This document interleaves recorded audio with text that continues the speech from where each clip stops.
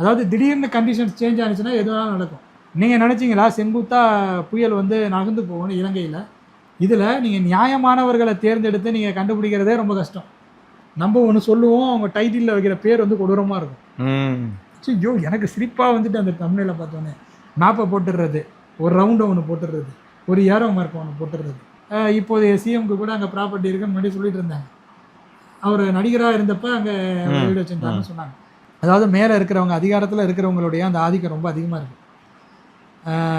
ரெண்டாவது, மக்கள் கண்ணை மூடிட்டு விஜய் கிருஷ்ணத்துக்கு ஓட்டு விசிலுக்கு போடணும்னு போட்டிருக்காங்க. சரி, இப்போ இங்கேயே மழை பெஞ்சிட்டு இருக்கு. ஆமாம். ஸோ மழை வந்து பெஞ்சிட்டு இருக்கு அப்பப்போ.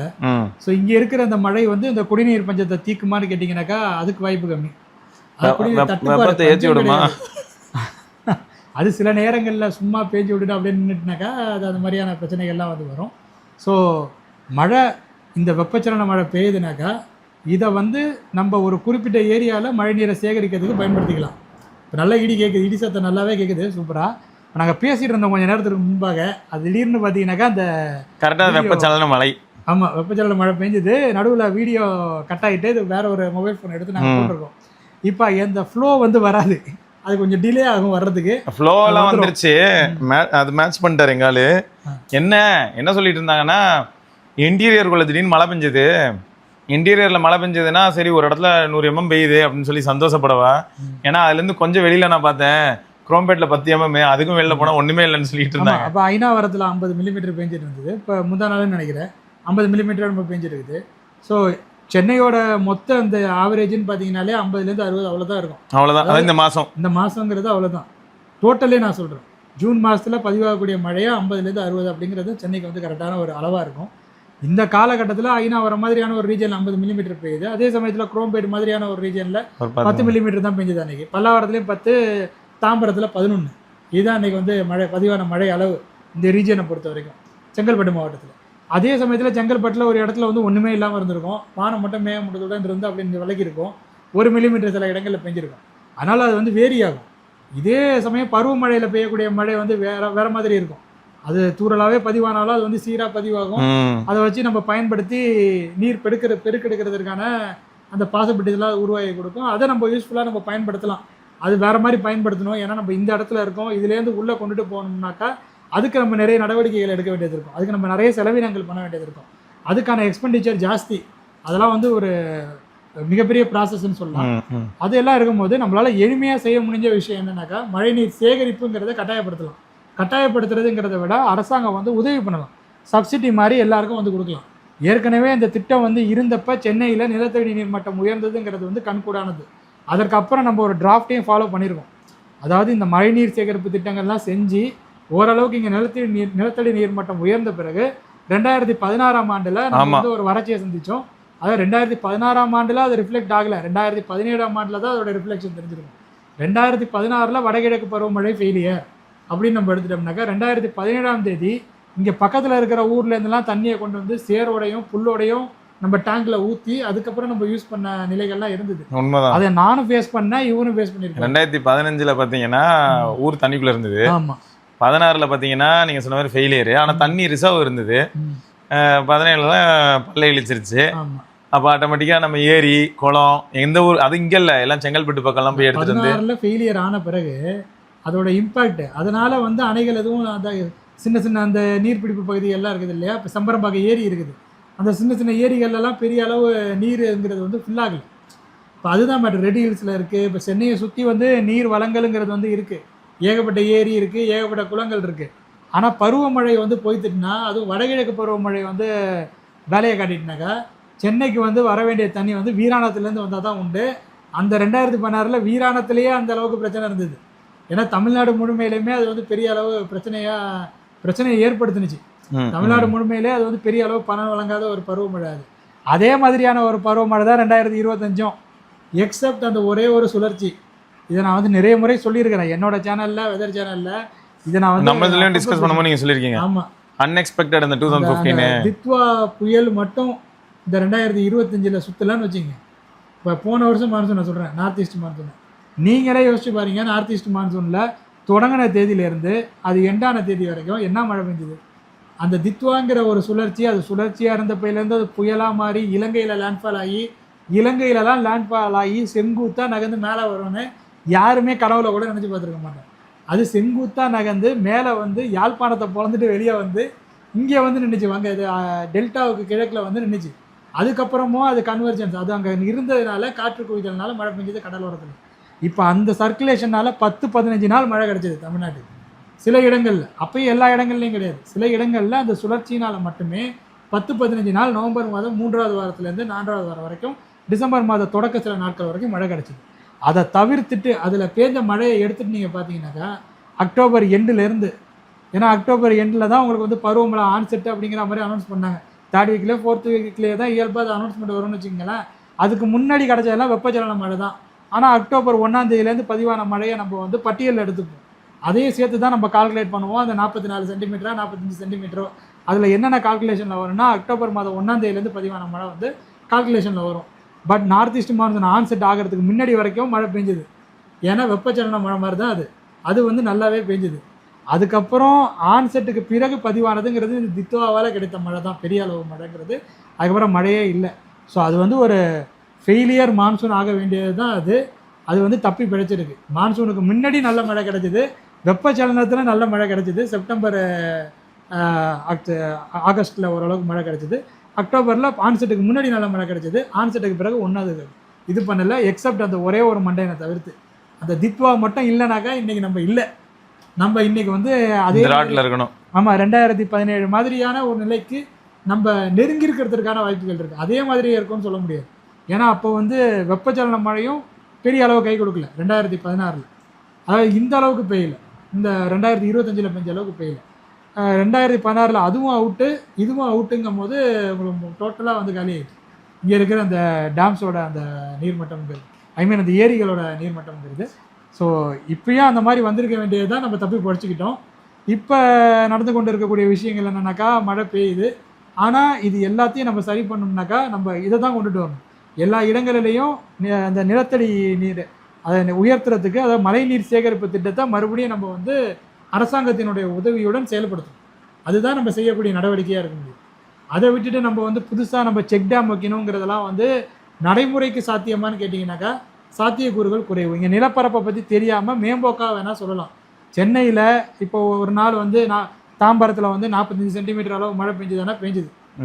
40 சென்டிமீட்டர் அளவு, 45ங்கிறது நம்ம எதுக்கு போகணும், 40 சென்டிமீட்டரை தாண்டிட்டு ஒரு 24 மணி நேரத்திற்குள்ளே, அதுதான் இந்த டிசம்பரில் பெருவெள்ளம் ஏற்பட்டப்போ.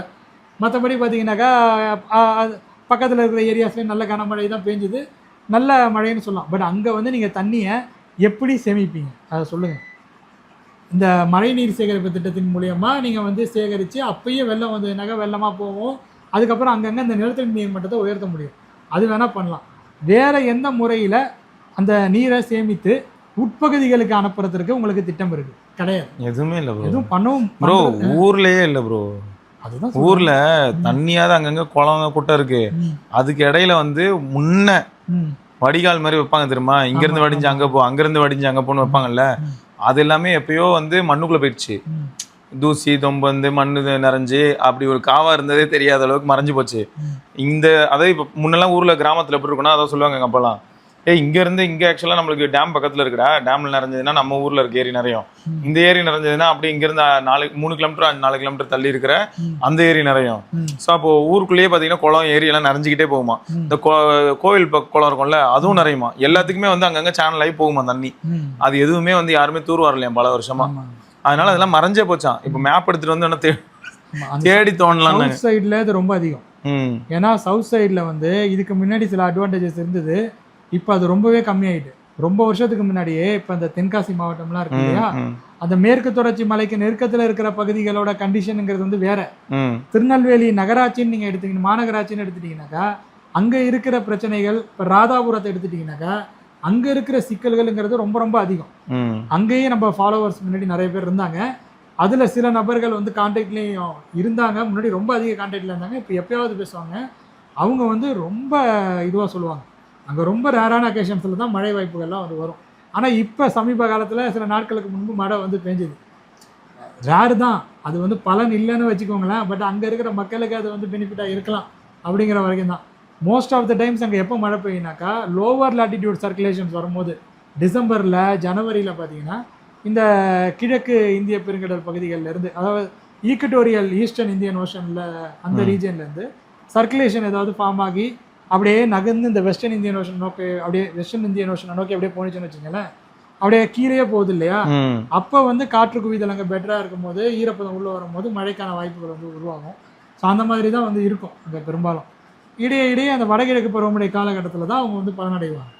அவங்களுக்கு வந்து மற்றபடி இந்த தென்மேற்கு பருவமழை தொடங்கிய பிறகு இந்த காற்று வந்த பிறகே அந்த ஊர்லாம் வந்து பெரிய அளவில் பெனிஃபிட் வந்து அடையாது. அதுதான் ஊரில் வந்து நல்ல வானம்பத்த பூமின்னுவாங்களா, அந்த மாதிரி தான் இருக்குமா? திடீர்னு கன்வெக்ஷன் நடக்கும், பயமாகவும் இருக்கும் ப்ரோ இடிலாம். ஆமாம், இடி பயங்கரமாக இருக்கும். இது உங்கள் ஊரை விட சேலத்தில் ரொம்ப பயங்கரமாக இருக்கும். ஆனால் சேலம் வந்து ஒரு கொடுத்து வச்ச ஒரு பகுதியும் கூட ஒரு வகையில். அது ஒரு அமைப்பு தமிழ்நாடு முழுக்க ஒரே மாதிரியான வானிலை கிடையாது. ஒரு பகுதி அமைந்திருக்கக்கூடிய இடத்தை பொறுத்து அதற்கான அந்த பெனிஃபிட்ஸும் இருக்குது, ட்ராபேக்ஸும் இருக்குது. இப்போ நிறைய நேரத்தில் தூத்துக்குடிக்கு நிறைய பெனிஃபிட்ஸ் இருக்குது. புயல் வந்து டைரெக்டாக இலங்கையை தாண்டி தான் இங்கே வரணும். இப்போ வந்து இப்படி டைவ் அடித்து இப்படி உள்ளே வந்து இப்படி பூந்து வந்து அடிக்கணும் அப்படிங்கிறது எப்பயாவது ரொம்ப அரிதாக நடக்கக்கூடிய ஒன்று. அப்போ இலங்கையை கிராஸ் பண்ணி தான் உங்களுக்கு வருதுங்கிறதுனால ஏற்கனவே அது இலங்கை நிலப்பரப்பில் கொஞ்சம் திக்கி திணறி தான் வெளியே வரும். அதுக்கப்புறம் அது எங்கே போகுதுன்னே தெரியாமல் சுற்றிக்கிட்டு கிடக்கும், வீக்காகும். ஸோ இதெல்லாம் வந்து நடந்திருக்கு இதுக்கு முந்தைய காலகட்டத்தில். புரேவின்னு ஒரு புயல் கேள்விப்பட்டிருப்பீங்க. இலங்கையில் வந்து லேண்ட்ஃபால் ஆகிட்டு, அந்த இலங்கையோட டாப் பகுதியில் வந்து வடக்கு பகுதியில் லேண்ட்ஃபால் ஆகிட்டு, அதுக்கப்புறம் அது எங்கே இருக்குன்னு தெரியாமல் சர்வதேச அமைப்புகளே சுற்றிட்டு கிடந்தது. இந்திய வானிலை ஆய்வு மையம் ரொம்ப நாள் கழித்து, ஒரு 3-4 நாள் கழித்து, அப்பாடா அது வந்து இந்த ராமேஸ்வரம் பக்கத்தில் தான் இருக்குது, வீக்கராக இருக்குது அப்படிங்கிறத வந்து சொன்னாங்க. டிப்ரெஷனாக இருக்குது, வீக்காக இருக்குதுன்னு சொன்னாங்க. அதுக்கப்புறம் அது வந்து லேண்ட்ஃபால் ஆகும் அப்படிங்கிற மாதிரி எக்ஸ்பெக்ட் பண்ணப்பட்டது. அதுவும் வந்து ரீஎமர்ஜ் தான் ஆனிச்சு. அதாவது இங்கே வந்து டிசிபேட் ஆகி அரபிக்கடலில் போய் எமர்ஜ் ஆகும். இது எப்படி நடக்குது பாருங்கள் இயற்கையில். ஒரு இடத்துல வந்து செத்து போய் இன்னொரு இடத்துல ஒரு சர்க்குலேஷன் மாதிரி பண்ணுவாங்க. ஸோ இந்த மாதிரிலாம் கூட இயற்கையில் வந்து தேடினாங்கிறது தான் அல்டி. ஆமாம், சர்வதேச அமைப்புகள் என்ன கட்டுதுன்னா டெல்டாவில் லேண்ட்ஃபால் ஆக போகுதுன்னு கட்டிகிட்டு இருக்கு. இப்படி வந்து உள்ளே வந்து புற போகுது. அந்த பாக் ஜலசந்தி இருக்கும் இந்த சைடு வந்தீங்கன்னா, இங்கே கோடியாக்கரை இருக்கும், முத்துப்பேட்டை இருக்கும், திருவாரூர் மாவட்டத்தில் இந்த அதிராம்பட்டினம் இருக்கும். அது வந்து ஒரு பெண்டுன்னு வச்சிங்கன்னா, அது வந்து அதுக்கு கீழே யாழ்ப்பாணம் இருக்கும். இது வந்து அங்கே லேண்ட்ஃபால் ஆகி அதுக்கு பக்கத்தில் இருக்குது. அது வந்து இது உள்ள லேண்ட்ஃபால் ஆகி உள்ளே அப்படி பூந்துப்படி நகர போகுது. தஞ்சாவூர்லலாம் கனம் மழை அப்படின்னு. அதை பார்த்துட்டு இந்த ஜிஎஃப்எஸ் வெதர் மாடல்ஸ் இருக்கும், ஜிஎஃப்எஸ் ECWMF இருக்கும். அது எல்லாமே வந்து வெதர் மாடல்ஸ். யூரோப்பியன் மாடல் வந்து இந்த ECM, நம்ம ஜிஎஃப்எஸ் வந்து US மாடல். இப்போ இதெல்லாம் காட்டுது. UK மெட்டை இருக்குது, அது காட்டும். ஸோ இவங்கெல்லாம் என்ன பண்ணிவிடுவாங்கனாக்கா, அதை பார்த்துட்டு இந்த சர்வதேச மாதிரிகள் சொல்கிறத அப்படியே வந்து ப்ரெடிக்ஷனாக வந்து சொல்லுவாங்க. அடுத்த பாருங்கள், அடுத்து இன்றைக்கி சாயந்தரம் வந்து உள்ளே பூந்துட்டு இங்கே தஞ்சாவூரில் வந்து 300 மில்லிமீட்டர் 200 மில்லிமீட்டர்லாம் சொல்லிட்டாங்க உள்ள இருக்குது. இது வந்து அது மாதிரியே வந்து போகும். அந்த மாதிரி பதிவுகளை கேட்டவங்க வந்து பயந்துகிட்டே இருந்திருப்பாங்க. அவங்க என்ன பண்ண ஆரம்பிச்சிட்டாங்கனாக்கா, அந்த மரத்தெல்லாம் வெட்ட ஆரம்பிச்சிட்டாங்க. மேலே அதை வெட்டி விடணும் அப்படின்னு சொல்லுவாங்க. காற்று பாதிப்பு, காற்றுல சாஞ்சிடக்கூடாதுன்ட்டு அவங்க சில நடவடிக்கையெல்லாம் எடுத்துட்டாங்க. பட் அங்கே ஒன்றும் நடக்கலை. அதுதான் இங்கே சுற்றிட்டு இருக்கேன், ஒன்றும் இல்லாமல் என்ன பண்ணுறது, அவன் செத்து போய் 4 நாள் ஆச்சு. ஆமாம். ஸோ அந்த மாதிரி வந்து சர்வதேச அமைப்புகளுடைய ப்ரெடிக்ஷனில் இந்த மாதிரியான சிக்கலும் இருக்குது. இந்திய வானிலை அமைப்பு பண்ணுற ப்ரெடிக்ஷன்லேயே சிக்கல்கள் இருக்குது இயற்கையில் அப்படிங்கிறத நம்ம வந்து சொல்கிறோம். அதனால தான் இந்த லாங் ரேஞ்ச் ஃபோர்காஸ்ட்னு சொல்லுவாங்க. ஒரு 6 மாதம் கழிச்சு, 8 மாதம் கழிச்சு, 10 மாதம் கழிச்சு, இல்லை 1 வருஷம் கழிச்சு இப்படிலாம் நடக்க போகுதுன்னு சொல்கிறாங்க இல்லையா. அதில் வந்து நடக்கிறதுக்கான பாசிபிலிட்டிஸுங்கிறது வந்து 50 தான். அதாவது 6 மாதத்துக்கு முன்னாடியே நான் வந்து 50 தான் வைக்கிறேன். நான் 6 மாதத்துக்கு முன்னாடி நம்ம பார்க்கும் போதே 50 தான். அப்போ 1 வருஷத்துக்கு முன்னாடி ஒரு ப்ரெடிக்ஷன் வைக்கிறாங்கனாக்கா அது 30 தான். அதுக்கும் முன்னாடிலாம் நம்ம ப்ரெடிக்ஷனை கொண்டு போனோம்னாக்கா 20. என்ன கேட்டால் நான் சொல்கிறது 1 வீக்குக்குள்ளே நீங்கள் சொல்கிறதுலேயே நான் வந்து 60-70 தான் சொல்லுவேன். என்னென்னாலும் நடக்கலான்றது. Anything may change. அதாவது திடீர்னு கண்டிஷன்ஸ் சேஞ்ச் ஆனிச்சுன்னா எதுனாலும் நடக்கும். நீங்கள் நினச்சிங்களா செங்குத்தாக புயல் வந்து நகர்ந்து போகணும் இலங்கை முழுமைக்குமே அது வந்து பாதிப்பை ஏற்படுத்துன்னு யாராவது எக்ஸ்பெக்ட் பண்ணாங்களா? அதே பாதிப்பு தமிழ்நாட்டில் ஏதாவது நடந்ததுன்னா மிகப்பெரிய இஷ்யூ ஆகிருக்கும். அங்கே அந்த அளவுக்கு ஊடகங்கள் இல்லை பேசுகிறதுக்கு. அதுதான் ரீசன். அங்கே அந்த அளவுக்கு மீடியா வந்து இந்த அளவுக்கு கிடையாது.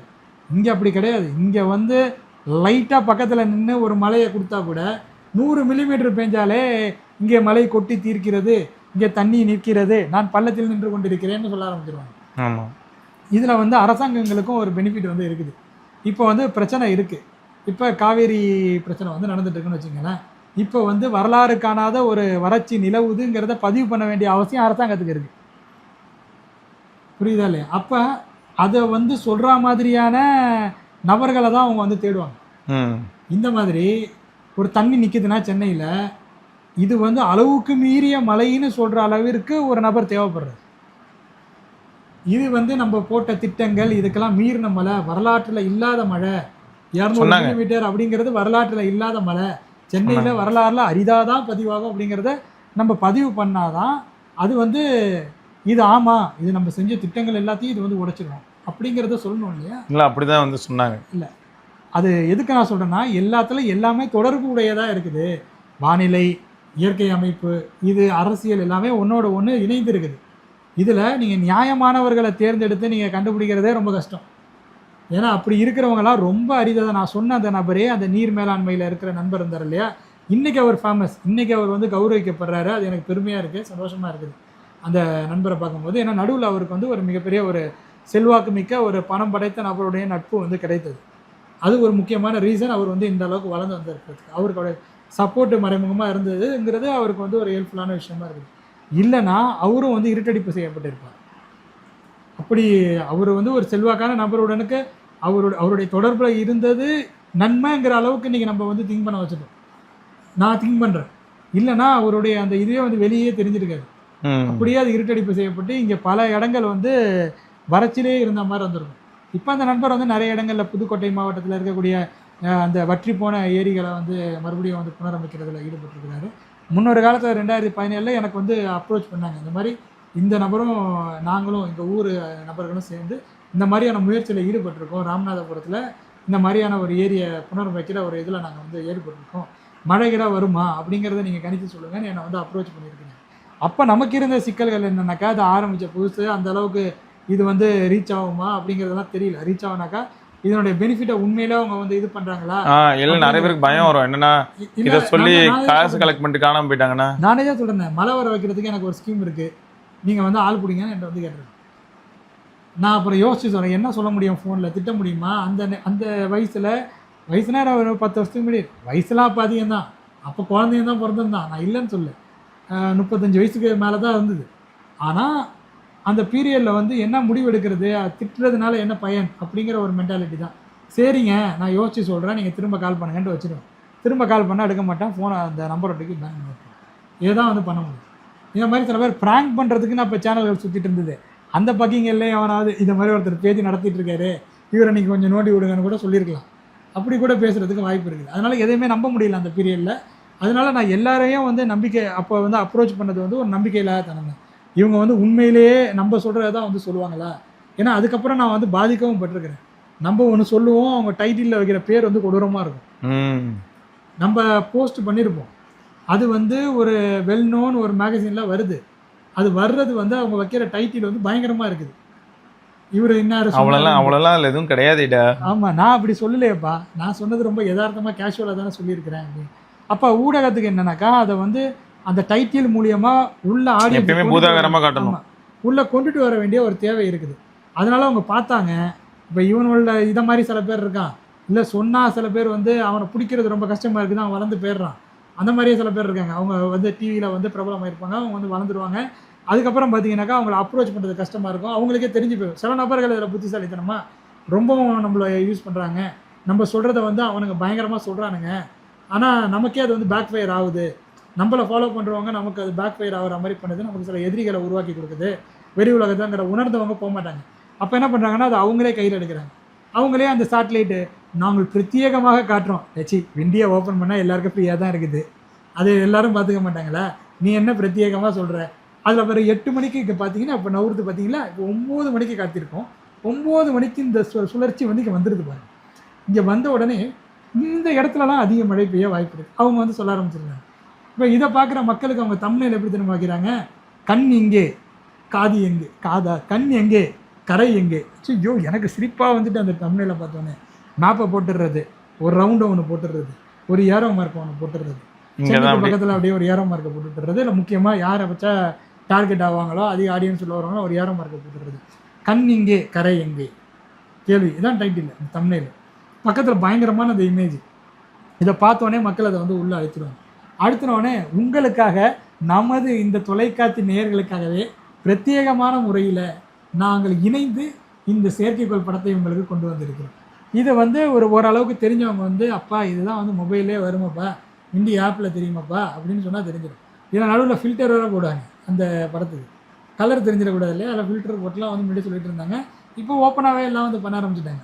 ஏன்னா எல்லாருக்குமே தெரியும் இவங்க இதுதான் பண்ணுறாங்கன்னுட்டு.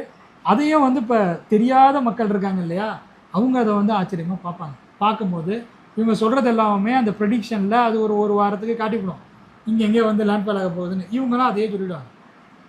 இப்போ யார் இதனால் வந்து பாதிக்கப்படுகிறான்னா மக்கள். இது வந்து இந்த புரே புயல் சமயத்தில் ரொம்ப அதிகமாக இருந்ததுங்கிறது நான் சொல்லுவேன். இந்த மாதிரி டெல்டாவில் லேண்ட்ஃபால் ஆக போகுது, டெல்டாவில் லேண்ட்ஃபால் ஆக போகுதுன்னு சொன்னாங்க. நிவர் புயலாக அந்த மாதிரி. நிவர் வந்து 2 பார்த்து எடுக்கிற மாதிரி இருந்தது. ஒரு மாடல் வந்து டெல்டாவில் வென்றாகிற மாதிரி காட்டுச்சு. இன்னொரு மாடல் வந்து அஃப்கோர்ஸ் சென்னைக்கு பாண்டிச்சேரிக்கு இடையில், பாண்டிச்சேரிக்கு அருகில் தான் அது லேண்ட்ஃபால் ஆகும் அப்படிங்கிறது என்னுடைய ஒரு இதுவாகவே இருந்தது. அதை நான் வந்து கண்டினியூ பண்ணினேன். அந்த மாதிரி இந்த ஃபெஞ்சல் புயல் வந்த சமயத்துலேயும் இது நிவர் புயல் மாதிரி கடலூர் பாண்டிச்சேரி டிஸ்ட்ரிக்ட் தான் வருங்கிறத நான் வந்து ஒரு வாரத்துக்கு முன்னாடியே வந்து சொல்லியிருந்தேன். ஏன்னா அதுலேயே ஒரு அங்கே உருவாகி அங்கே சைக்ளோன் இருக்குது. அப்போ அந்த அப்பர் ட்ரோபோஸ்பியரிக் லெவலில் இருக்கிற அந்த ஹை ப்ரெஷர்ஸோடைய அந்த விஷயங்கள்லாம் பார்க்கும்போது நமக்கு அதோடைய பாத்து வந்து வடமேற்கு திசையில் தான் இருக்குங்கிறத கிளியராக வந்து யூகிக்க முடியுது. அப்போ அது எந்த இடத்துல லேண்ட்ஃபால் ஆகலான்னு பார்க்கும்போது பெர்ஃபெக்டான அந்த கண்டிஷன்ஸுங்கிறது பாண்டிச்சேரிக்கு கொஞ்சம் சரௌண்டிங்ஸில் இருக்கிற மாதிரியான எக்ஸ்பெக்டேஷன் இருந்தது. அஃப்கோர்ஸ் அது லேண்ட்ஃபால் ஆனது முதலியாருக்கு இப்போ அருகில், அவங்க எக்ஸாக்ட் லொக்கேஷனை சொல்லலை, அவங்க ஆக்சிஸ் அந்த லாட்டிடியூட் பொசிஷன் கொடுத்துருப்பாங்க. நம்ம அதை வச்சு நான் டீகோட் பண்ணேன். ரெண்டாவது நமக்கு அந்த மேப்பில் தெரியும், ரேடார் இமேஜஸில் அந்த கருவு தெரிஞ்சிடும். கிட்டக்க ரேடார் இமேஜஸ்க்கு வந்த பிறகு, தூரத்தில் இருக்கும்போது தான் உங்களுக்கு தெரியாது, கிட்டக்க வந்த பிறகு நமக்கு அதோடைய அந்த கருவை வச்சு கண்டுபிடிச்சிடும். அந்த லைன் வந்துடும் அழகாக, அந்த கண் இருக்கிறது தெரியும். அப்போ வந்து நமக்கு முதலியாருக்கு இப்போ மருகில் அது லேண்ட்ஃபால் ஆனிச்சு, ஆல்மோஸ்ட் மரக்காணத்துக்கு கிட்டக்க தான் அப்படிங்கிற மாதிரி நம்ம வந்து கொண்டுட்டு வரோம். சென்னை மரக்காண விடையே லேண்ட்ஃபால் ஆனிச்சு, புதுச்சேரி மரக்காண விடையே லேண்ட்ஃபால் ஆனிச்சு. ஹெவியர் ரெயின் பேண்ட் வந்து புதுச்சேரியில் விழுந்ததுனால அந்த வரலாறு காணாத மழை புதுச்சேரியில் பதிவானுச்சு. அது வரலாறு காணாத மழை தான், அதை நான் வந்து ஒத்துக்கிறேன். ஆனால் 100 மில்லிமீட்டர் 200 மில்லிமீட்டருக்குலாம் வரலாறு காணாத மழைங்கிறதும் அது வந்து எல்லாருக்கும் எக்ஸைட் ஆகுது, ஜாலியாக இருக்குது. அதுதான் இப்போ நம்ம சொல்ல வந்தது. மழை நீர் சேகரிப்பை அரசாங்கம் வந்து இனிமேல் வந்து சரி பண்ணணும். எல்லா இடத்துலையும் தமிழ்நாடு முழுமைக்குமே மழை நீர் சேகரிப்புங்கிறத டிஃபால்ட்டாக வச்சிடலாம். அதை நம்ம சொல்ல வரும்போது எதில் நம்ம விட்டுருந்தோம்னா, லாஸ்ட் டைம் நம்ம அது கட்டானப்போ அட்ரப்டாக கட்டானப்போ அந்த புதுசாக இப்போ பெரிய பெரிய பில்டிங் கட்டுறாங்களே, அங்கெல்லாம் வந்து பார்க் வைக்கிறதுக்கு சட்டம் இருக்குது. இப்போ பப்ளிக் யூசேஜுக்குன்னு அவங்க ஏரியா வந்து விடுறாங்க. நம்மளும் அதனால தான் இப்போ நீங்கள் போய் அந்த மந்திரில் இருக்கிற அந்த பார்க்லலாம் போய் வீடியோலாம் வந்து ஷூட் பண்ண முடியுது. ஸோ இதே மாதிரியே ஒரு பெரிய ஒரு டவுன்ஷிப் க்ரியேட் பண்ணும்போது அந்த நிறுவனங்களுக்கு இந்த கண்டிஷன்ஸை கொண்டுட்டு வரணும். நீ வந்து வாட்டர் மேனேஜ்மெண்ட்டுக்கு சரியான விஷயங்களை பண்ணணும். நீ வந்து இத்தனை ஏக்கரில் ஒரு டவுன்ஷிப்பை உருவாக்குற, அப்போ நீ என்ன பண்ணணுனாக்கா இவ்வளோ தண்ணீரை உன்னால் சேமிக்கிறதுக்கு நீ வந்து இது பண்ணணும். உன்னோட ஏரியாவை பொறுத்து நீ இவ்வளோ தண்ணீரை சேமிக்கிறதுக்கு நீ நடவடிக்கை எடுத்துக்கணும்னு சொல்லுவாங்க. அப்போ மழை நீராக வந்து அதை பராமரிக்கிறதும் அவங்களே செஞ்சிடலாம். எப்படியோ நீங்கள் வந்து அங்கே வந்து பராமரிப்பு காஸ்ட்டுன்னு ஒன்று கொடுக்குறீங்க. இப்போயே பார்க்கிங்கில் வந்து ஃபஸ்ட் ஃப்ளோரில் எப்படி இருக்குனாக்கா, பார்க்கு வந்து ஃபஸ்ட்டு ஃப்ளோரில் தான் நிறைய இடங்களில் வந்து இருக்குது. இப்போ கட்டுற அந்த டவுன்ஷிப்லாம் நம்ம அவுட்டரில் இருக்கு இல்லையா, இந்த மாம்பாக்கம் சைடில் அந்த சைட்லலாம் நம்ம பார்க்கும்போது பெரிய பெரிய பில்டிங்ஸாக இருக்குது, 15 மாடி இருக்குது, 12 மாடி இருக்குது. ஃபஸ்ட்டு ஃப்ளோரில் தான் பார்க் இருக்குது. ஓகே, அதாவது கார் பார்க்கிங். மொதல் ஃப்ளோரில் பார்க்கு, அதாவது இந்த பார்க்கும் இருக்குது. நான் அப்படி சொல்கிறேன்னாக்கா அந்த பூங்கா வந்து முதல்ல இந்த வாக்கிங் போகிறது எல்லாமே மேலே தான் பண்ணுறாங்க. அது மாதிரி சில பேர் ரூஃப் டாப்பில் ஸ்விம்மிங் பூல் வைக்கிறாங்க. இதெல்லாம் பண்ணது முடியுது அந்த ஆர்கிடெக்சருக்கு. 20 மாடி கட்டடத்திலே அவங்களால இதெல்லாம் வந்து பண்ண முடியுது. அது மாதிரி ஒருத்தவங்க இந்த இதுலேயே ஸ்விம்மிங் பூல் இருக்குது. நம்ம சென்னையிலே 50 கோடி ரூபாய்க்கு பிளாட் இருக்குதுன்னு எனக்கு முன்னாடி விற்றுட்டு இருந்தது. ஒரு ஃப்ளாட்டு பீச் சைட்லேயே இங்கே விற்றுட்டு இருந்தது. இப்போதைய சிஎம்க்கு கூட அங்கே ப்ராப்பர்ட்டி இருக்குன்னு முன்னாடி சொல்லிட்டு இருந்தாங்க. அவர் நடிகராக இருந்தப்போ அங்கே வீடு வச்சுருந்தாங்கன்னு சொன்னாங்க. அந்த இடத்துல அந்த வீட்லேயே வந்து ஸ்விம்மிங் பூல் இருக்குது. ஒரு வீட்டுக்கும் இண்டிவிஜுவலாக ஒரு ஸ்விம்மிங் பூல் வர்ற மாதிரி அவங்க பண்ணியிருக்காங்க. அதாவது அப்பார்ட்மெண்ட்லேயே மேலேயே இப்போ ஸ்விம்மிங் அந்த பட்டினப்பாக்கம் பக்கத்தில் அதுவாக தான் இருக்கும்னு நினைக்கிறேன். பட்டினப்பாக்கம் பக்கத்தில் அது மாதிரி ஒரு கட்டடம் இல்லை, இங்கே பல கட்டடம் இருக்குது. அது மாதிரி ஸ்டார் ஹோட்டல்ஸில் ரூஃப் டாப்பில் ஸ்விம்மிங் பூல் இருக்குது. காரைக்காலில் இருக்க மாடியில் ஸ்விம்மிங் பூல். அப்போ எல்லா ஊர்லேயும் இதெல்லாம் சாத்தியமாகுது. மேலே தண்ணியை சேகரிக்கிறீங்கள, நிலத்தில் சேகரிங்கிறாங்க. அது அவங்களால முடியும் ஒரு கன்ஸ்ட்ரக்ஷன் பண்ணுறவங்க. இப்போ தான் டிடிசிபி சிஎம்டிஓக்கு தான் காசு வாங்குறது இல்லை, இந்த ஃபண்டு இல்லைன்னு சொல்கிறாங்க. அவங்களும் சொல்கிறாங்க. சிஎம்டிஓ பில்டர்ஸ் தரப்புலேருந்தும் வந்து பேட்டி கொடுக்குறாங்க, அரசு தரப்புலேருந்தும் சொல்லியிருக்கிறாங்க. நாங்கள் இந்த மாதிரியான ஃபண்டிங்லாம் வாங்குறதில்ல. சரி, அதை கணக்கில் கொண்டுட்டு வாங்க, அந்த ஃபண்டிங் வேணாலும் வாங்கிக்கிங்க. லேண்ட் ரேட் ஏற போகிறது இல்லை. லேண்ட் ரேட் இப்போ இறக்கி விற்கிறாங்களா? இறக்குறது இல்லை. இப்போ சரி, சிஎம்டி அப்ரூவல் நீங்கள் கொடுக்குறீங்க. சிஎம்டி அப்ரூவல் கொடுத்தாலும் எண்ட் யூசருக்கு அது போய் சேர்ந்தா மாதிரி தெரியல. அங்கே வந்து எல்லாமே அதே மாதிரியே தானே இருக்குது.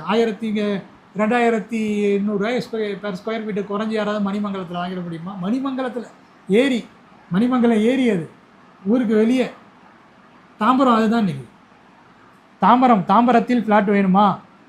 ஒரு சதுரடி 2800 ரூபாய் மட்டுமே, இந்த மாதிரி தான் 2500 ரூபாய் மட்டுமே சொல்கிறாங்க. சென்னை மிக அருகில்னு இதுதான் விழுப்புரத்தில் பார்த்துட்டு இருந்தேன். ஆமாம், அது விழுப்புரம் இப்போ மிக அருகில். ஒரு காலத்தில் இதையும் மிக அருகில்னு சொல்லிட்டு இருந்தாங்க. படப்பையை சொன்னாங்க. எனக்கு ஞாபகம் இருக்குது. படப்பையில் அப்போ வந்து 50,000 குறைவு ஃப்ளாட் ரேட்டு. நம்ம டிவியில் வந்து இந்த வாழ்க்கையிலாம் ஒரு நாடகம்லாம் ஓடும். அந்த மாதிரி இந்த மதியான நேரத்தில் வாழ்க்கைன்னு ஒரு நாடகம் ஓடும், என்னென்னமோ நாடகம்லாம் வரும். அது இடையிலலாம் அந்த விளம்பரங்கள்லாம் வரும். 10,000 15,000 30,000 கொடுத்தா போதும், உங்கள் வீட்டு மனை இருக்கும். சென்னையிலேருந்து ஒரு 10 நிமிஷம் தான் அப்படிங்கிறதெல்லாம் சொல்லுவாங்க. அவங்க 10 நிமிஷம் கணக்குங்கிறது அப்போ இருந்த டிராஃபிக்கு அவங்க கால்குலேட் பண்ணி பார்த்தப்ப அது வேறன்னு வச்சுங்களேன். அதாவது அவங்கள பொறுத்த வரைக்கும் 1 மணி நேரத்துக்கு 100 கிலோமீட்டருங்கிறது தான் கணக்கு. அப்போ வந்து 1 மணி நேரத்துக்கு 100 கிலோமீட்டர்னாக்கா ஸ்பீடு நான் சொல்கிறேன். 1 மணி நேரத்துக்கு 100 கிலோமீட்டர் உங்களால் ட்ராவல் பண்ண முடிஞ்சதுனாக்கா சென்னையிலேருந்து 1 மணி நேரத்து அப்படிங்கிற மாதிரி சொல்லுவாங்க. அப்போ அந்த இடம் 100 கிலோமீட்டர் தள்ளி இருக்குன்னு அர்த்தம். அப்போ செங்கல்பட்டு அவங்க எப்படி சொல்லுவாங்கன்னா வெறும் 30 நிமிடங்கள். அந்த பீரியடு 2007 2008 நீங்கள் பார்த்துக்கோங்க. செங்கல்பட்டு அதாவது சென்னை மாநகரிலிருந்து வெறும் 30 நிமிடங்கள்னா செங்கல்பட்டுன்னு அர்த்தம். 20 நிமிடங்கள்னா அப்படி போக முடியாதுல்ல, என்ன பண்ணுறது? அதான் அப்படி போக முடியாது டிராஃபிக் டைமில். அவங்க டிராஃபிக்கை தான் கால்குலேட் பண்ணலையே. அதுமாதிரி ட்ரெயினே போகிறோன்னு தெரியாது. ஆமாம், இப்போ மணிமங்கலம் கூட 5 நிமிஷம் தான் ஏறினாக்கா முடிஞ்சுட்டு அந்த இதில் ரோட்டில். இப்போ ரோடு இன்ஃப்ராஸ்ட்ரக்சரும் இருக்குது.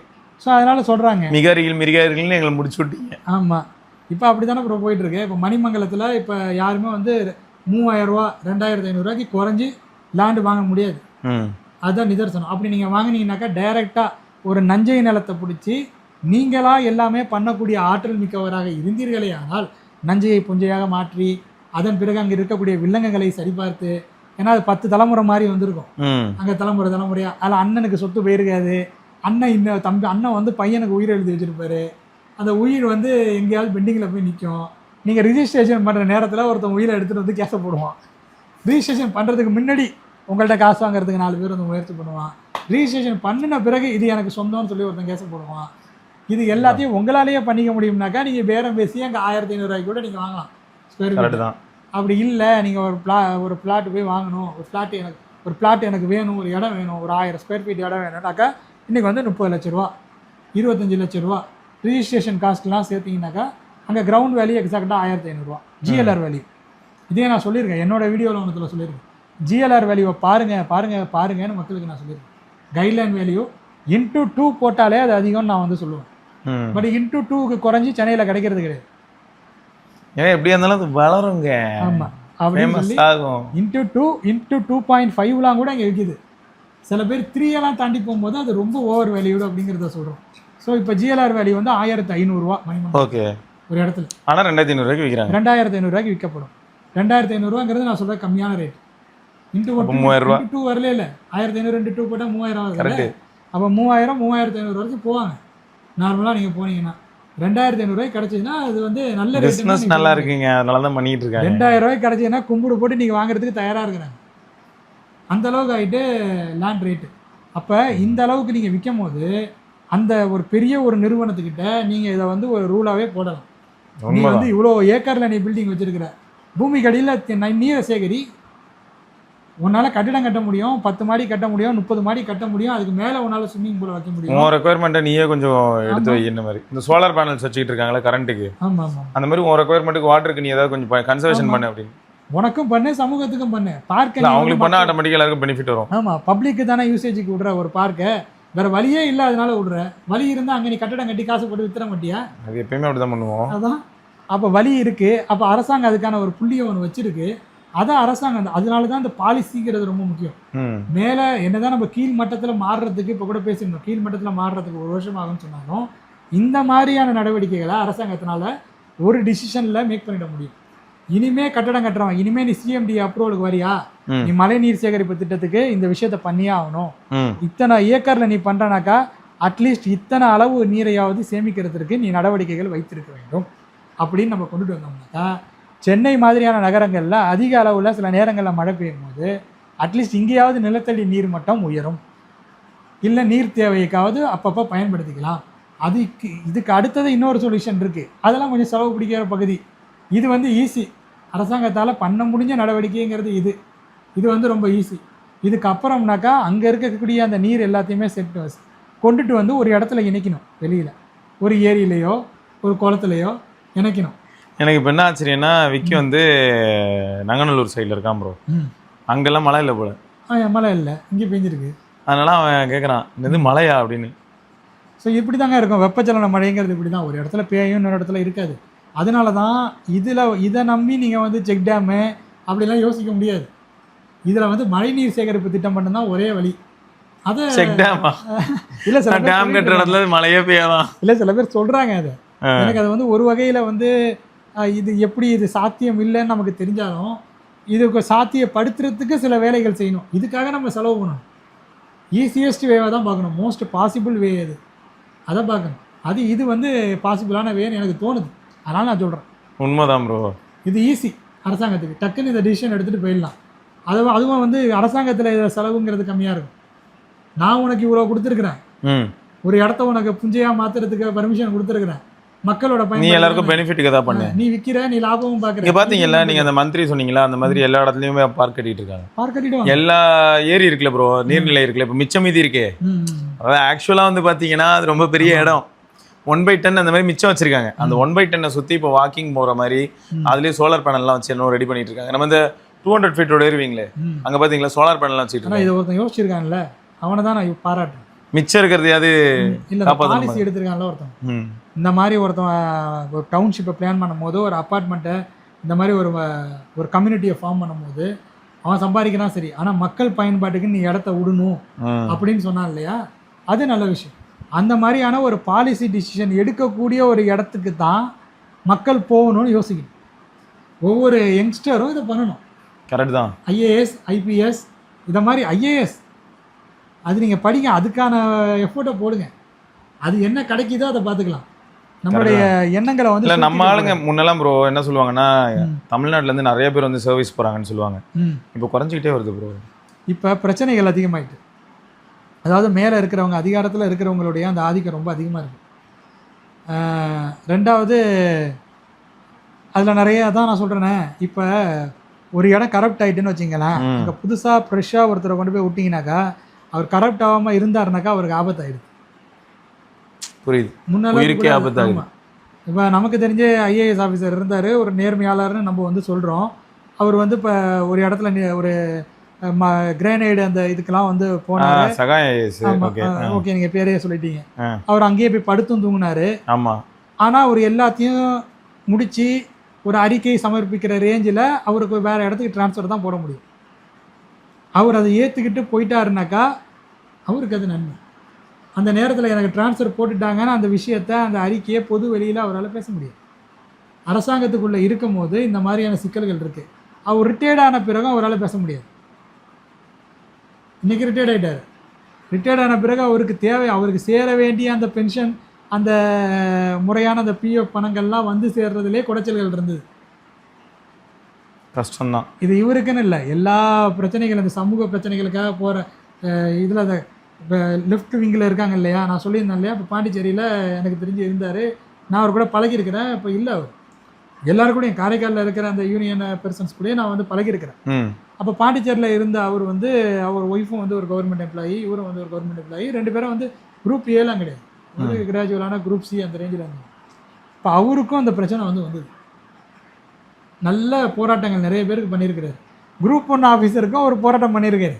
ஓகேவா, அங்கே ஏதாவது இப்போ அங்கே வந்து கான்ஃபிடன்ஸ் சொல்லுவாங்க, அதாவது கான்ஃபிடன்ஸ் இந்த மாதிரி கவர்மெண்ட் சர்வீஸ், நம்ம சர்வீஸில் வந்து அதாவது தமிழ்நாடு பப்ளிக் சர்வீஸ் வழியாக வந்து அதில் குரூப் 2 எழுதி அதில் ப்ரொமோஷன் ஆகி அப்புறம் ஐஏஎஸ் ஆவாங்க. ஆமாம், அது தமிழ்நாட்டில் டிஎன்பிசின்னு ஒன்று இருக்குது நம்ம சொல்கிறோம். ஆமாம். இப்போ பாண்டிச்சேரியில் நான் தான் சொல்லிட்டேன், பப்ளிக் சர்வீஸ் கமிஷன் கிடையாது.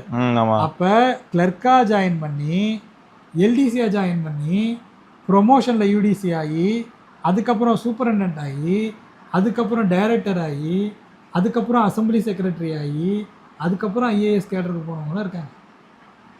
ஆனால் அதில் ஒரு மேட்ரு இருக்குது. ம். இவங்களுக்கு வந்து என்ன ஒன்றா கலநிலை வரும் நிறையா தெரியும் நல்லது. கீழேருந்து வந்தனால. ம். ப்ராப்ளம் அங்கே தான். அங்கே யூபிஎஸ்சிலேருந்து வந்தவங்களுக்கு எமோஷனல் ஈகோ ட்ரிகர் ஆகும். ம். ஏன்னா அவன் டேரெக்டாக வருவான், டெப்டி கலெக்டர் ஆகிட்டு அப்படி டேரெக்டாக கலெக்டர் ஆவாங்க. அவங்க ஒரு பொலிட்டிஷியன் கூட ஒரு கிளாஷ் ஒன்று இருக்கும். அதனால என்ன பண்ணுவாங்கன்னா பொலிட்டிஷியன்ஸு இந்த மாதிரி இருக்கிற நபர் ப்ரொமோஷனில் வராங்கல்ல, அதுலேயும் நேர்மையாளனா அந்த நபர் இருந்தாங்கன்னு வச்சுக்கோங்க, ரொம்ப பிடிச்சி போயிடும். உட்கார வைப்பான் போஸ்டிங்கில் கொண்டு வந்து பெரிய போஸ்ட்டில் உட்கார வச்சுட்டு, அதாவது அந்த இப்போ காரைக்காலுக்கு கலெக்டராக போட மாட்டான், அவங்கள கொண்டு வந்து அவங்களுக்கு சாதகமான ஆட்களை வந்து அந்த செக்ரட்டரி பொறுப்பில் வச்சுருவாங்க. அவங்களுக்கு எது தேவையோ அங்கே கொண்டு வந்து வச்சுருவாங்க. வச்சுட்டு அவங்க காசு வாங்க மாட்டாங்க அதிகமாக, அவங்க பேரை சொல்லி இவங்கெல்லாம் வாங்கிடுவாங்க. அந்த மாதிரி நடந்துகிட்ருக்கு. இதெல்லாம் நடந்திருக்குது, அதனால சொல்கிறேன். இதெல்லாம் நான் வந்து பார்த்தேன், என்னுடைய அனுபவத்தில் நான் வந்து சொல்கிறேன். இப்போ நான் எதுக்கு சொல்ல வரேன்னா, அந்த மாதிரி அவங்க குரூப் சியாக இருந்தாங்க இல்லையா, அவங்களுக்கும் இவர் போராடி இருப்பார். இந்த யூனியனில் இருந்த நபர் அவர் வந்து ஒரு பொலிட்டிக்கல் பார்ட்டி தான், லெஃப்ட் விங்கு தான், ஓகேவா, நான் இல்லைன்னு சொல்லலை. அவர் வந்து அப்போ போராட்டம் பண்ணும்போது இவங்க ப்ரொமோஷனுக்கு அவன் போட்டிருக்க மாட்டான். கரெக்ட். எல்டிசியாக இருக்கும் போது யூடிசி ப்ரொமோஷன் அங்கே போடல எடுத்த உடனே. அப்போ வந்து ரெக்ரூட்மெண்ட் போட்டு நான் காசு வாங்கிட்டு போடுவேன் தான் அவன் துடிப்பான். அப்போ இவங்க எல்லாம் போராட்டம் பண்ணி எல்டிசியாக இருந்தவங்கள நீங்கள் இப்படியும் அப்சர்வ் பண்ணணும், அப்படியும் அப்சர்வ் பண்ணணும், நீ 50% இப்படி பண்ணி 50% ரெக்ரூட்மெண்ட்டில் போடுன்னு போடுவோம். பேச்சுவார்த்தை பண்ணி முதல்ல எல்லாரையும் போடு, அதுக்கப்புறம் பேச்சுவார்த்தை பண்ணி இப்படி போடு, எல்டிசியை நீ ரெக்ரூட்மெண்ட்டில் போடு அப்படின்னு சொல்லுவாங்க. அதனால அப்படி ப்ரொமோஷன் வந்திருக்கும். அப்போ இவங்களால பலன் அடைஞ்சிருப்பாங்க. அவங்களே குரூப் 1க்கு போயிடுவாங்க, அவங்களே ஒரு ஐஏஎஸ் ஆஃபீஸர் கேடருக்கு போயிடுவாங்க. அவங்க தான் என்ன பண்ணுவாங்கனாக்கா, இவருக்கு வரும்போது அரசியல்வாதி சொல்லுவான், இந்த பையன் வந்து அவனை கொஞ்சம் இது பண்ணு, கொஞ்சம் அதை விடாத அப்படின்னு. இவருக்கு வர வேண்டிய பெனிஃபிட்ஸை அவங்க வந்து முடக்குவாங்க.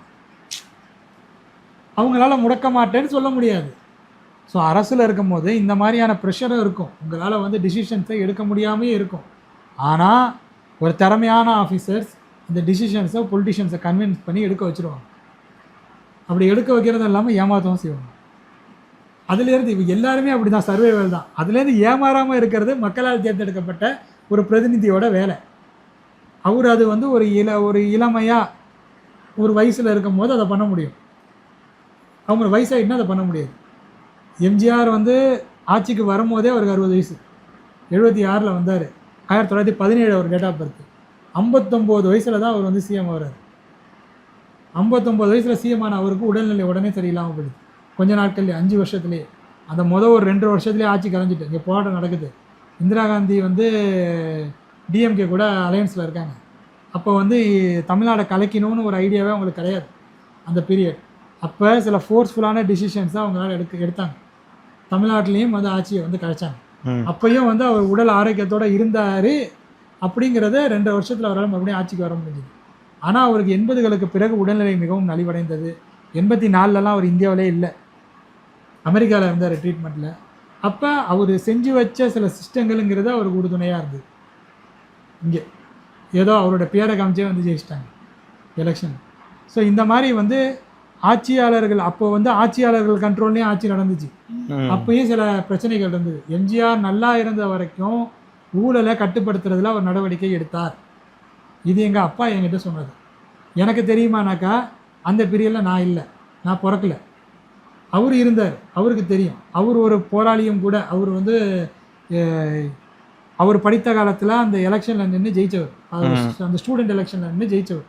அந்த பீரியடு இன்னும் அந்த நீங்கள் சொல்கிற அந்த கிளாஸிஃபிகேஷன் இருக்கு இல்லையா, சமூக கிளாஸிஃபிகேஷன், இவரை விட உயர்ந்த எப்படி சொல்கிறது, அந்த ஒரு போலரைசேஷன் புரிஞ்சிருக்குன்னு நினைக்கிறேன். கேஸ்ட் அதெல்லாம் புரிஞ்சு போச்சு. அப்படி இருந்தவர்களும் அரசியல் செல்வாக்கு மிக்கவர்களும் இருந்த அந்த இவர்களையே கடந்து அவர் வந்து ஜெயிச்சிருக்கிறார் அந்த பீரியட். அதுக்கப்புறம் அவர் அரசியல் வேணான்னு அவர் ஆசிரியரானார். ஆனால் அவருக்கு இந்த அரசியலை பார்க்கக்கூடிய தன்மைங்கிறது வந்து இருக்குது.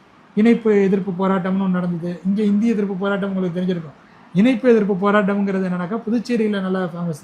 தமிழ்நாடோட பாண்டிச்சேரி இணைச்சிருவோன்னு ஒரு பிரச்சனை ஒன்று வந்துச்சு. அப்போ அந்த இணைப்பு எதிர்ப்பு போராட்டம்னு அங்கே ஒன்று நடந்தது.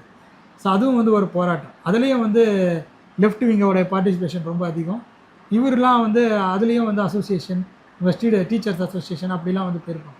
ஸோ அவருக்கு அந்த அரசியல் இது நல்லா தெரியுங்கிறதுனால அவர் வந்து சொல்லுவார். இத்தனைக்கும் அவர் வந்து இன்றைக்கு வரைக்கும் அவர் வந்து ஒரு டிஎம்கே ஆதரவாளர் தான். அப்போ இருந்தவங்கெல்லாம் பெரும்பாலான பேர் அப்படி தான் இருப்பாங்க. இல்லை கவர்மெண்ட் சர்வீஸில் இருந்த நிறைய பேர் அப்படி தான் இருப்பாங்க. அங்கே என்ன, அங்கே பாண்டிச்சேரி ஸ்டேட்டு தானே இருந்தாலும் அந்த கலைஞருடைய கொள்கைகள் இருந்தது இல்லையா, அப்போ அந்த மாற்றம் தேவைப்பட்டது, அண்ணாவுடைய மாற்றம். அப்போ அவங்களுடைய இது வந்து ஒடுக்கப்பட்ட மக்களுக்காக இருந்தது. அப்போ அவங்க வந்து பேசுனது வந்து ஏழை எளிய மக்களுக்கு, பண்ணையார்களுக்கு, அந்த மாதிரி அதிகாரத்தில் இருக்காங்க இல்லையா, அவங்கள எதிர்த்து தான் அவங்க அரசியல் பேசுனாங்க. இன்னைக்கு அந்த கட்சியிலேருந்து வளர்ந்து அது யாரெல்லாம் எதிர்த்து பேசுனாங்களோ அவங்களில் ஒரு பிரிவினரே அதை தான் பண்ணிட்டு இருக்காங்க. அதனால தான் இந்த சிக்கல். இப்போ ஒரு மாற்றம் தேவைப்படுது. மாற்றமும் ஏதோ வந்திருக்கு, ஏதோ ஒன்று வந்திருக்கு. அது வந்து மக்கள் வந்து யோசிச்சு போட்டாங்களா, யோசிக்காமல் போட்டாங்களா, இதெல்லாம் கிடையாது. அவங்கள பிடிக்கல போட்டாங்க. இதுதான் ரீசன். இதுக்கு ரீசன் வந்து இது ஒன்று மட்டும்தான் ரீசன். எங்களுக்கு அவங்களுக்கு போட பிடிக்கல, அதனால எங்களுக்கு ஆல்ட்ரேஷன் இவ்வளோ நாள் இல்லாமல் இருந்தது, ஏதோ ஒன்று கிடச்சிது, நாங்கள் டப்புன்னு போட்டுட்டோம். இதான் மேட்ரு. உண்மைதான். ஆமாம், இதுதான் நடந்தது. இதை வந்து மாற்றி மாற்றி பேசுகிறதுல ஒன்றும் கிடையாது. அது நடந்தது, என்னால் நடந்தது, இன்ஸ்டாகிராமில் நடந்தது, இதெல்லாம் வந்து சும்மா பிதாரு. இதெல்லாம் வந்து அதுலேயும் நடந்தது. அதில் நீங்களும் பண்ணினீங்க, நீங்கள் காசு கொடுத்து பண்ணினீங்க. அங்கே உங்களுடைய வாரியர்ஸ் என்னென்ன பண்ணாங்கங்கிறது எங்களுக்கு தெரியும், எங்களுக்கு கிடையாது. ஏன்னா நான் வந்து இந்த கட்சிக்கு ஆதரவானவன் கிடையாது, பொதுவானவனாகவே நம்ம பார்த்துருக்கோம். ஒரு நியூட்ரல் பர்சனாக எனக்கு வந்து இவர் ஜெயிப்பார்லாம் நான் நினைக்கல. ஆனால் நான் பார்க்கும்போது ஃபேஸ்புக்கில் எதுக்கடா ஒருத்தனை போட்டு இந்த அடி அடிக்கிறாங்க கட்சி ஆரம்பிச்சதுக்குங்கிற அளவுக்குலாம் அங்கே நடந்துட்டு இருந்தது. கரெக்ட் தான். எப்படி அவங்களாம் வந்து வசைப்பாடினாங்க நம்ம வந்து பார்த்தோம். அறிவே இல்லாதவங்க மாதிரி ட்ரீட் பண்ணாங்க பாருங்கள். அதெல்லாம் வந்து அயோக்கியத்தனத்தின் உச்சம். அதான் ஓட்டு போட்டாங்க, எலெக்ஷன் ரிசல்ட்டும் முடிஞ்சுட்டு அப்புறமே என்ன குழந்தை சொல்லி போட்டுச்சு, இது சொல்லி போட்டாங்க. நான் குழந்தை சொல்லி போடுற அளவுக்காக வந்து நாங்கள் தான் அறிவு இல்லாமையாக இருக்கோம். என் பையன் சொன்னால் நான் போய் ஓட்டு போட்டுறோன்னா இது என்ன இருக்குது? சரி, குழந்தை சொல்லி தான் போட்டாங்கன்னு வச்சுப்போமே, நீங்கள் ஏன் அப்போ குழந்தைய ரீச் பண்ணல? இன்ஸ்டாகிராமில் நீங்களும் தானே காசு கொடுத்து ஆள் வச்சுருந்தீங்க. அவங்க ஏன்னா அவங்க அசிங்கமாக வசப்பாடிக்கிட்டே இருந்தாங்க. அவங்கள திட்டுறதில் கான்சென்ட்ரேட் பண்ணாங்களே தவிர்த்து யாரோ ஒருத்தரை வந்து நாங்கள் இதெல்லாம் பண்ணுவோங்கிற மாதிரி சொல்லி அவங்களுக்கு சொல்ல என்ன பண்ணணும்னு சொல்லலை. ஆமாம், கவர தெரியல, மக்கள்கிட்ட வந்து போய் சேர முடியல. அவங்கள திட்டிக்கிட்டே இருந்தால் என்ன பண்ணுறது? இதை தான் அவங்க வந்து ஒரு கட்டத்துக்கு மேலே பண்ண ஆரம்பிச்சிட்டாங்க. எதிர்கட்சியாக இருந்தப்போ அவங்க வந்து அவங்களுடைய வேலையை பண்ணாங்க. ஆளுங்கட்சியாக வந்த பிறகு ஒரு 1 வருஷம் வந்து என்ன பண்ணாங்கனாக்கா, அவங்க வந்து அந்த எதிர்கட்சியில் உள்ளவங்களை இது பண்ணிகிட்டு இருந்தாங்க. நாங்கள் இதெல்லாம் கொண்டுட்டு வந்திருக்கோம், உங்கள் பேரில் செஞ்சீங்களாங்கிறது. அதுக்கப்புறம் இவங்களை யார் குறை சொன்னாலும் அவங்கள வச்சு செய்கிறது, அவங்களோட கேரக்டர் அசாசினேட் பண்ணுறது.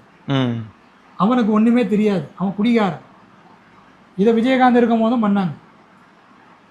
அதுக்கு முன்னாடி எம்ஜிஆர் இருந்தப்போ இது நடந்தது. எம்ஜிஆர் பொம்மை, அவர் நோயாளி அப்படிங்கிறதே அவங்க வந்து பண்ணியிருக்காங்க. இந்த அம்மா ஆட்சியில் இருந்தப்பையும் ஜெயலலிதா அவர்கள் ஆட்சியில் இருந்தப்பையும் அவ்வளவு பிரச்சனைகள் இங்கே இருந்தது. ஏன்னா இதை நான் லைவாக பார்த்துருக்கேன். ஜெயலலிதா அவர்கள் ஆட்சியில் இருந்தப்போ என்ன நடந்ததுங்கிறது எனக்கு தெரியும். அவங்களும் வந்து ட்விஸ்ட் மேலே ட்விஸ்ட் கொடுப்பாங்க. அவங்களுக்கு அதில் புரிஞ்சது என்னன்னாக்கா, இவனுங்களை இப்படி தான் அணுகணுங்கிறத அவங்க கற்றுக்கிட்டாங்க. அதை தான் இவங்க கற்றுக்க வேண்டியது இருக்குது. எதிர்கட்சியை எப்படி ஹேண்டில் பண்ணணுங்கிறத அவங்க கற்றுக்கணும். அப்பப்போ சும்மா இருக்கக்கூடாது, 2-3 கேஸை போட்டு உள்ளே போகணும். அது எல்லாம் அவங்க பண்ணாங்க. அதுக்கப்புறம் தான் அது சைலண்ட் ஆனிச்சு. இல்லைன்னா அவங்களுக்கு பயங்கரமான எதிர்ப்பு. 96லலாம் வந்து எனக்கு நல்லா ஞாபகம் இருக்குது, ரஜினிகாந்த் வந்து எலெக்ஷனுக்கு வரேன் அப்படிங்கிற மாதிரி சொல்லிட்டு இருந்தார். அப்போ வந்து ஜேம்ஸ் வசந்தா இருக்கார் இல்லையா, மியூசிக் டைரக்டர், இப்போ மியூசிக் டைரக்டர். முன்னால் அவர் வந்து சன் டிவியில் வந்து இந்த மாதிரி நியூஸில் வந்து இது பண்ணுவார். அதுக்கப்புறம் நடுவில் ப்ரோக்ராம்லாம் நடத்தினார், காம்பேரிங்லாம் பண்ணுவார்.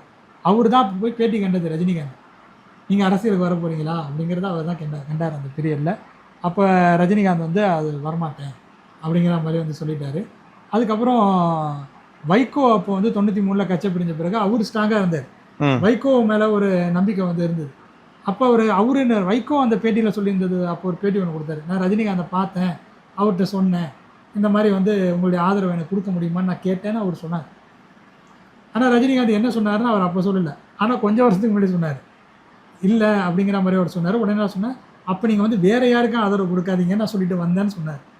ஆனால் அவர் வந்து டிஎம்கேவுக்கு ஆதரவு கொடுத்துட்டாருன்னு சொன்னார். அப்போ வந்து சொன்னார் அப்போ இவங்களுக்குள்ள ஒரு ஈகோ கிளாஷ் இருந்ததுன்னு இப்போ ஊடகங்கள் சொல்லுது. அதை வச்சு தான் நானும் சொல்கிறேன். ரஜினிகாந்த் அவர்களுக்கும் ஜெயலலிதா அவர்களுக்கும் ஒரு பிரச்சனை இருந்தது அந்த போயஸ் கார்டனில். இவர் நடக்கும்போது இவருக்கு சிக்கல்கள்லாம் இருந்தது, நடந்து வரும்போது ஏதோ ஒரு பிரச்சனை, மனஸ்தாபம் இருந்தது. அதனால அவர் அப்போ வந்து அந்த ஸ்டாண்ட் எடுத்தாருங்கிற மாதிரி சொல்லப்படுதுன்னு சொல்கிறாங்க. அது என்னன்னு எனக்கு தெரியாது. ஆனால் இது தெரியும், வைகோ மீட் பண்ணதெல்லாம் தெரியும் எனக்கு. அது மாதிரி வந்து ரஜினிகாந்த் அவர் பேட்டி எடுத்ததெல்லாம் நான் வந்து நல்லா ஞாபகம். இப்போ நாங்கள் டிவியை வந்து ஆர்வமாக வாட்ச் பண்ணிட்டு இருக்கோம். இப்போ மக்கள் மனசு எப்படி இருக்குனாக்கா, பொழுதுபோக்கு ரஜினிகாந்த் சொல்கிறவங்களுக்கு ஓட்டு போடுவோன்னு சொன்னாங்க மக்கள். அவ்வளோ பேர் சன் டிவி எடுத்துகிட்டு அப்போ கேமரா வந்து எடுக்கிறாங்க. சன் டிவி தான் ஜெயலலிதா ஆட்சி தோத்ததுக்கு காரணமும் சன் டிவி தான். அப்போ அந்த வளர்ப்பு மகன் திருமணம்லாம் வந்து பயங்கரமாக பேசு பொருளானுச்சு. அப்பயும் சில பேர் வந்து இவங்க ஜெயலலிதாவுக்கு ஆதரவாக பேசினாங்க. அதில் இருக்கிறவங்க இப்போ டிஎம்கேவுக்கு ஆதரவாக பேசிகிட்டு இருக்காங்க. அதில் இருந்தவங்க அப்போ பத்திரிகையில் எழுதினவங்க. அவர் வந்து என்னுடைய பேஜையும் ஃபாலோ பண்ணுறாரு. நம்ம புதுச்சேரி வேதர்மன் பேஜை 3 அவர் ஃபாலோ பண்ணிகிட்டு இருக்காரு அவருடைய ஐடியில். ஸோ அவர் எல்லாம் இருக்கு. ஆமாம், அப்போ எல்லாமே மாறுதில்ல அரசியல். அப்போ ஜெயலலிதாவுக்கு ஆதரவாக பேசுகிறவங்க இன்றைக்கி டிஎம்கேவுக்கு ஆதரவாக பேசுகிறாங்க. அப்போ அப்படி தான் மாறும். அப்போ அவங்க மேலே அவ்வளோ அலிகேஷன்ஸ் இருந்தது. அஃப்கோர்ஸ் நடந்தது, பிரச்சனை நடந்தது. அவங்க அந்த ஆட்சிக்கு வந்த புதுசில் இனிமேல் நம்ம தான் அப்படிங்கிற அந்த நினப்பு அவங்களுக்கு வந்துதா என்னன்னு தெரியல. அவங்க அதை வந்து பண்ண ஆரம்பிச்சிட்டாங்க. ஓகே, கொஞ்சம் வளர்ப்பு மகன் திருமணத்தப்போ நடந்தது, சென்னையில் அவ்வளோ பிரச்சனைகள் நடந்தது, இதெல்லாம் வந்து உண்டு. அப்போ ஒரே ஒரு கேமராமேன் சன் டிவிலேருந்து இருப்பார், கண்ணனா நம்ம ஒரு பேர், அந்த பேர் கூட எனக்கு ஞாபகம் இருக்கு பாருங்க. அந்த அளவுக்கு மக்கள் அதை ரீச் பண்ணியிருக்கு. நாங்களாம் டிவி பார்வையாளர்கள் தானே, அப்போ சன் டிவி தானே இருந்தது. அதுவும் ஒரு குறிப்பிட்ட நேரம் தானே வந்துட்டு இருந்தது. அதுவும் நம்ம வீட்டிலலாம் அந்த அளவுக்கு கிடையாது, பாட்டி வீட்டில் தான் இல்லை, கேபிள் டிவி கனெக்ஷனில் சன் டிவி வந்துட்டு எங்கள் வீட்டில் அப்படி வச்சுக்கோங்களேன். அப்போ வந்து அந்த கண்ணனா யாரோ ஒரு கேமராமேன் அவர் வந்து தாக்கப்பட்டார் அப்படிங்கிற மாதிரியான ஒரு விஷயங்கள்லாம் இருந்தது. அப்போ கேமரா பிடிக்க போனார், இவ்வளோ நகை போட்டாங்க, இவ்வளோ சொத்துக்கள் இருந்தது, சொத்து குவிப்பு வழக்கு அதிகமாக வந்தது. அதில் வந்து எல்லா கேஸுமே இதுவாகிட்டு, அப்போ கேஸ் போட்ட ஒருத்தரோட கேஸ் தான் நின்று அப்போ அவங்களுக்கு தண்டனையும் வாங்கி கொடுத்துச்சு. அந்த கேஸை போட்டவர் சுப்பிரமணிய சுவாமி. அவர் வந்து இப்போ டிஎம்கேக்கு அகேன்ஸ்டாக தான் பேசுவார். அப்போ அரசியலில் எவ்வளோ வித்தியாசங்கள் இருக்குது பாருங்கள். அரசியலில் எல்லாருமே ஒரே நிலைப்பாடே எப்போதுமே எடுக்கிறது இல்லை. உண்மைதான், மாறிட்டே இருக்கு. அவர் தனியாக கட்சி ஆரம்பித்தார். அவர் சந்திரலேகா அப்படிங்கிற ஒரு ஐஏஎஸ், அவங்க மூஞ்சில் ஆசிட் அடிச்சுட்டாங்க. அவங்க 2 பேரும் சேர்ந்து ஒரு கட்சி ஒன்று ஆரம்பித்தாங்க, சுப்பிரமணிய சுவாமி. அவருக்கு இந்தியா முழுக்க கான்டாக்ட் இருக்குது. அது வேறு ஒரு இடத்துக்கு அவருக்கு கான்டாக்ட் இருக்குன்னு கூட எனக்கு நிறைய பேர் சொன்னாங்க. இவர் பேட்டி கொடுத்த பிறகு தான் அந்த அசாசினேஷன் நடந்ததுன்னு சொல்லுவாங்க. இதெல்லாம் இருக்குது வரலாற்றில்.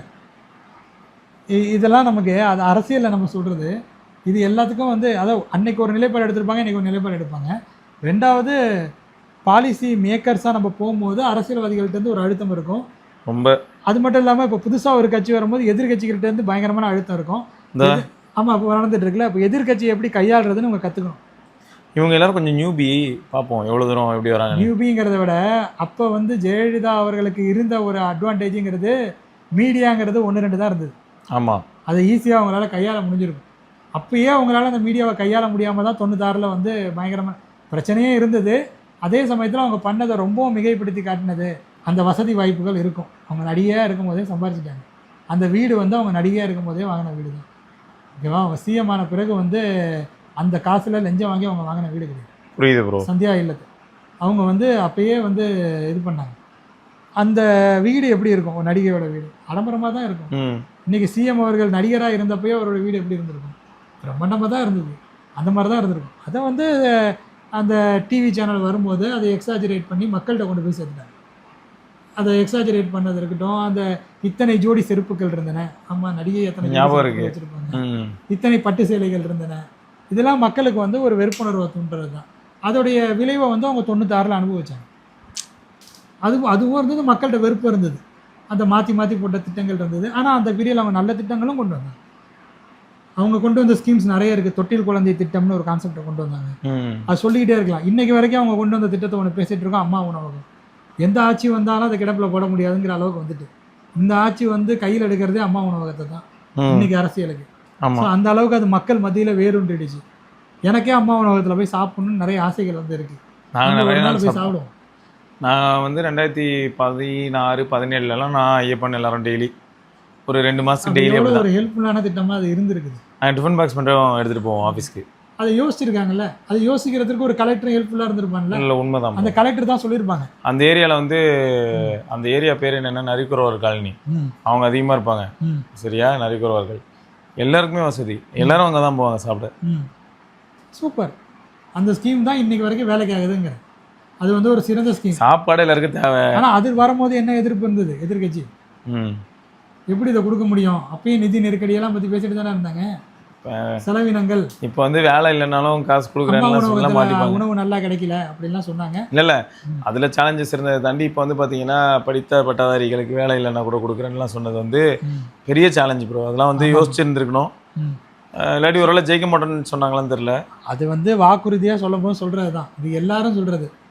அது வந்து கலைஞர்கிட்டே ஒரு தடவை கேட்டாங்க, ஒரு வாட்டி இந்த தொலைக்காட்சி கொடுத்து ஜெயிச்சிட்டாரு இல்லையா, அடுத்த எலெக்ஷனில் தோத்துட்டாரு. அந்த எலெக்ஷனில் அவர்கிட்ட வந்து இந்த தேர்தல் வாக்குறுதிக்கு ஒரு எதிர்பார்ப்பு இருந்தது. அப்பயே மீடியாஸ் அவங்க வந்து கையில் வச்சுக்க ஆரம்பிச்சிட்டாங்க. அப்போ எல்லா மீடியாவும் கேமரா எடுத்துகிட்டு போய் உட்காந்துட்டாங்க. போன முறை வந்து உங்களுடைய தேர்தல் வாக்குறுதி தான் கதாநாயகனாக இருந்தது, இந்த முறை உங்களுடைய தேர்தல் வாக்குறுதி என்னவாக இருக்கும்? கதாநாயகியாக இருக்கும் அப்படின்ட்டு போயிட்டார்.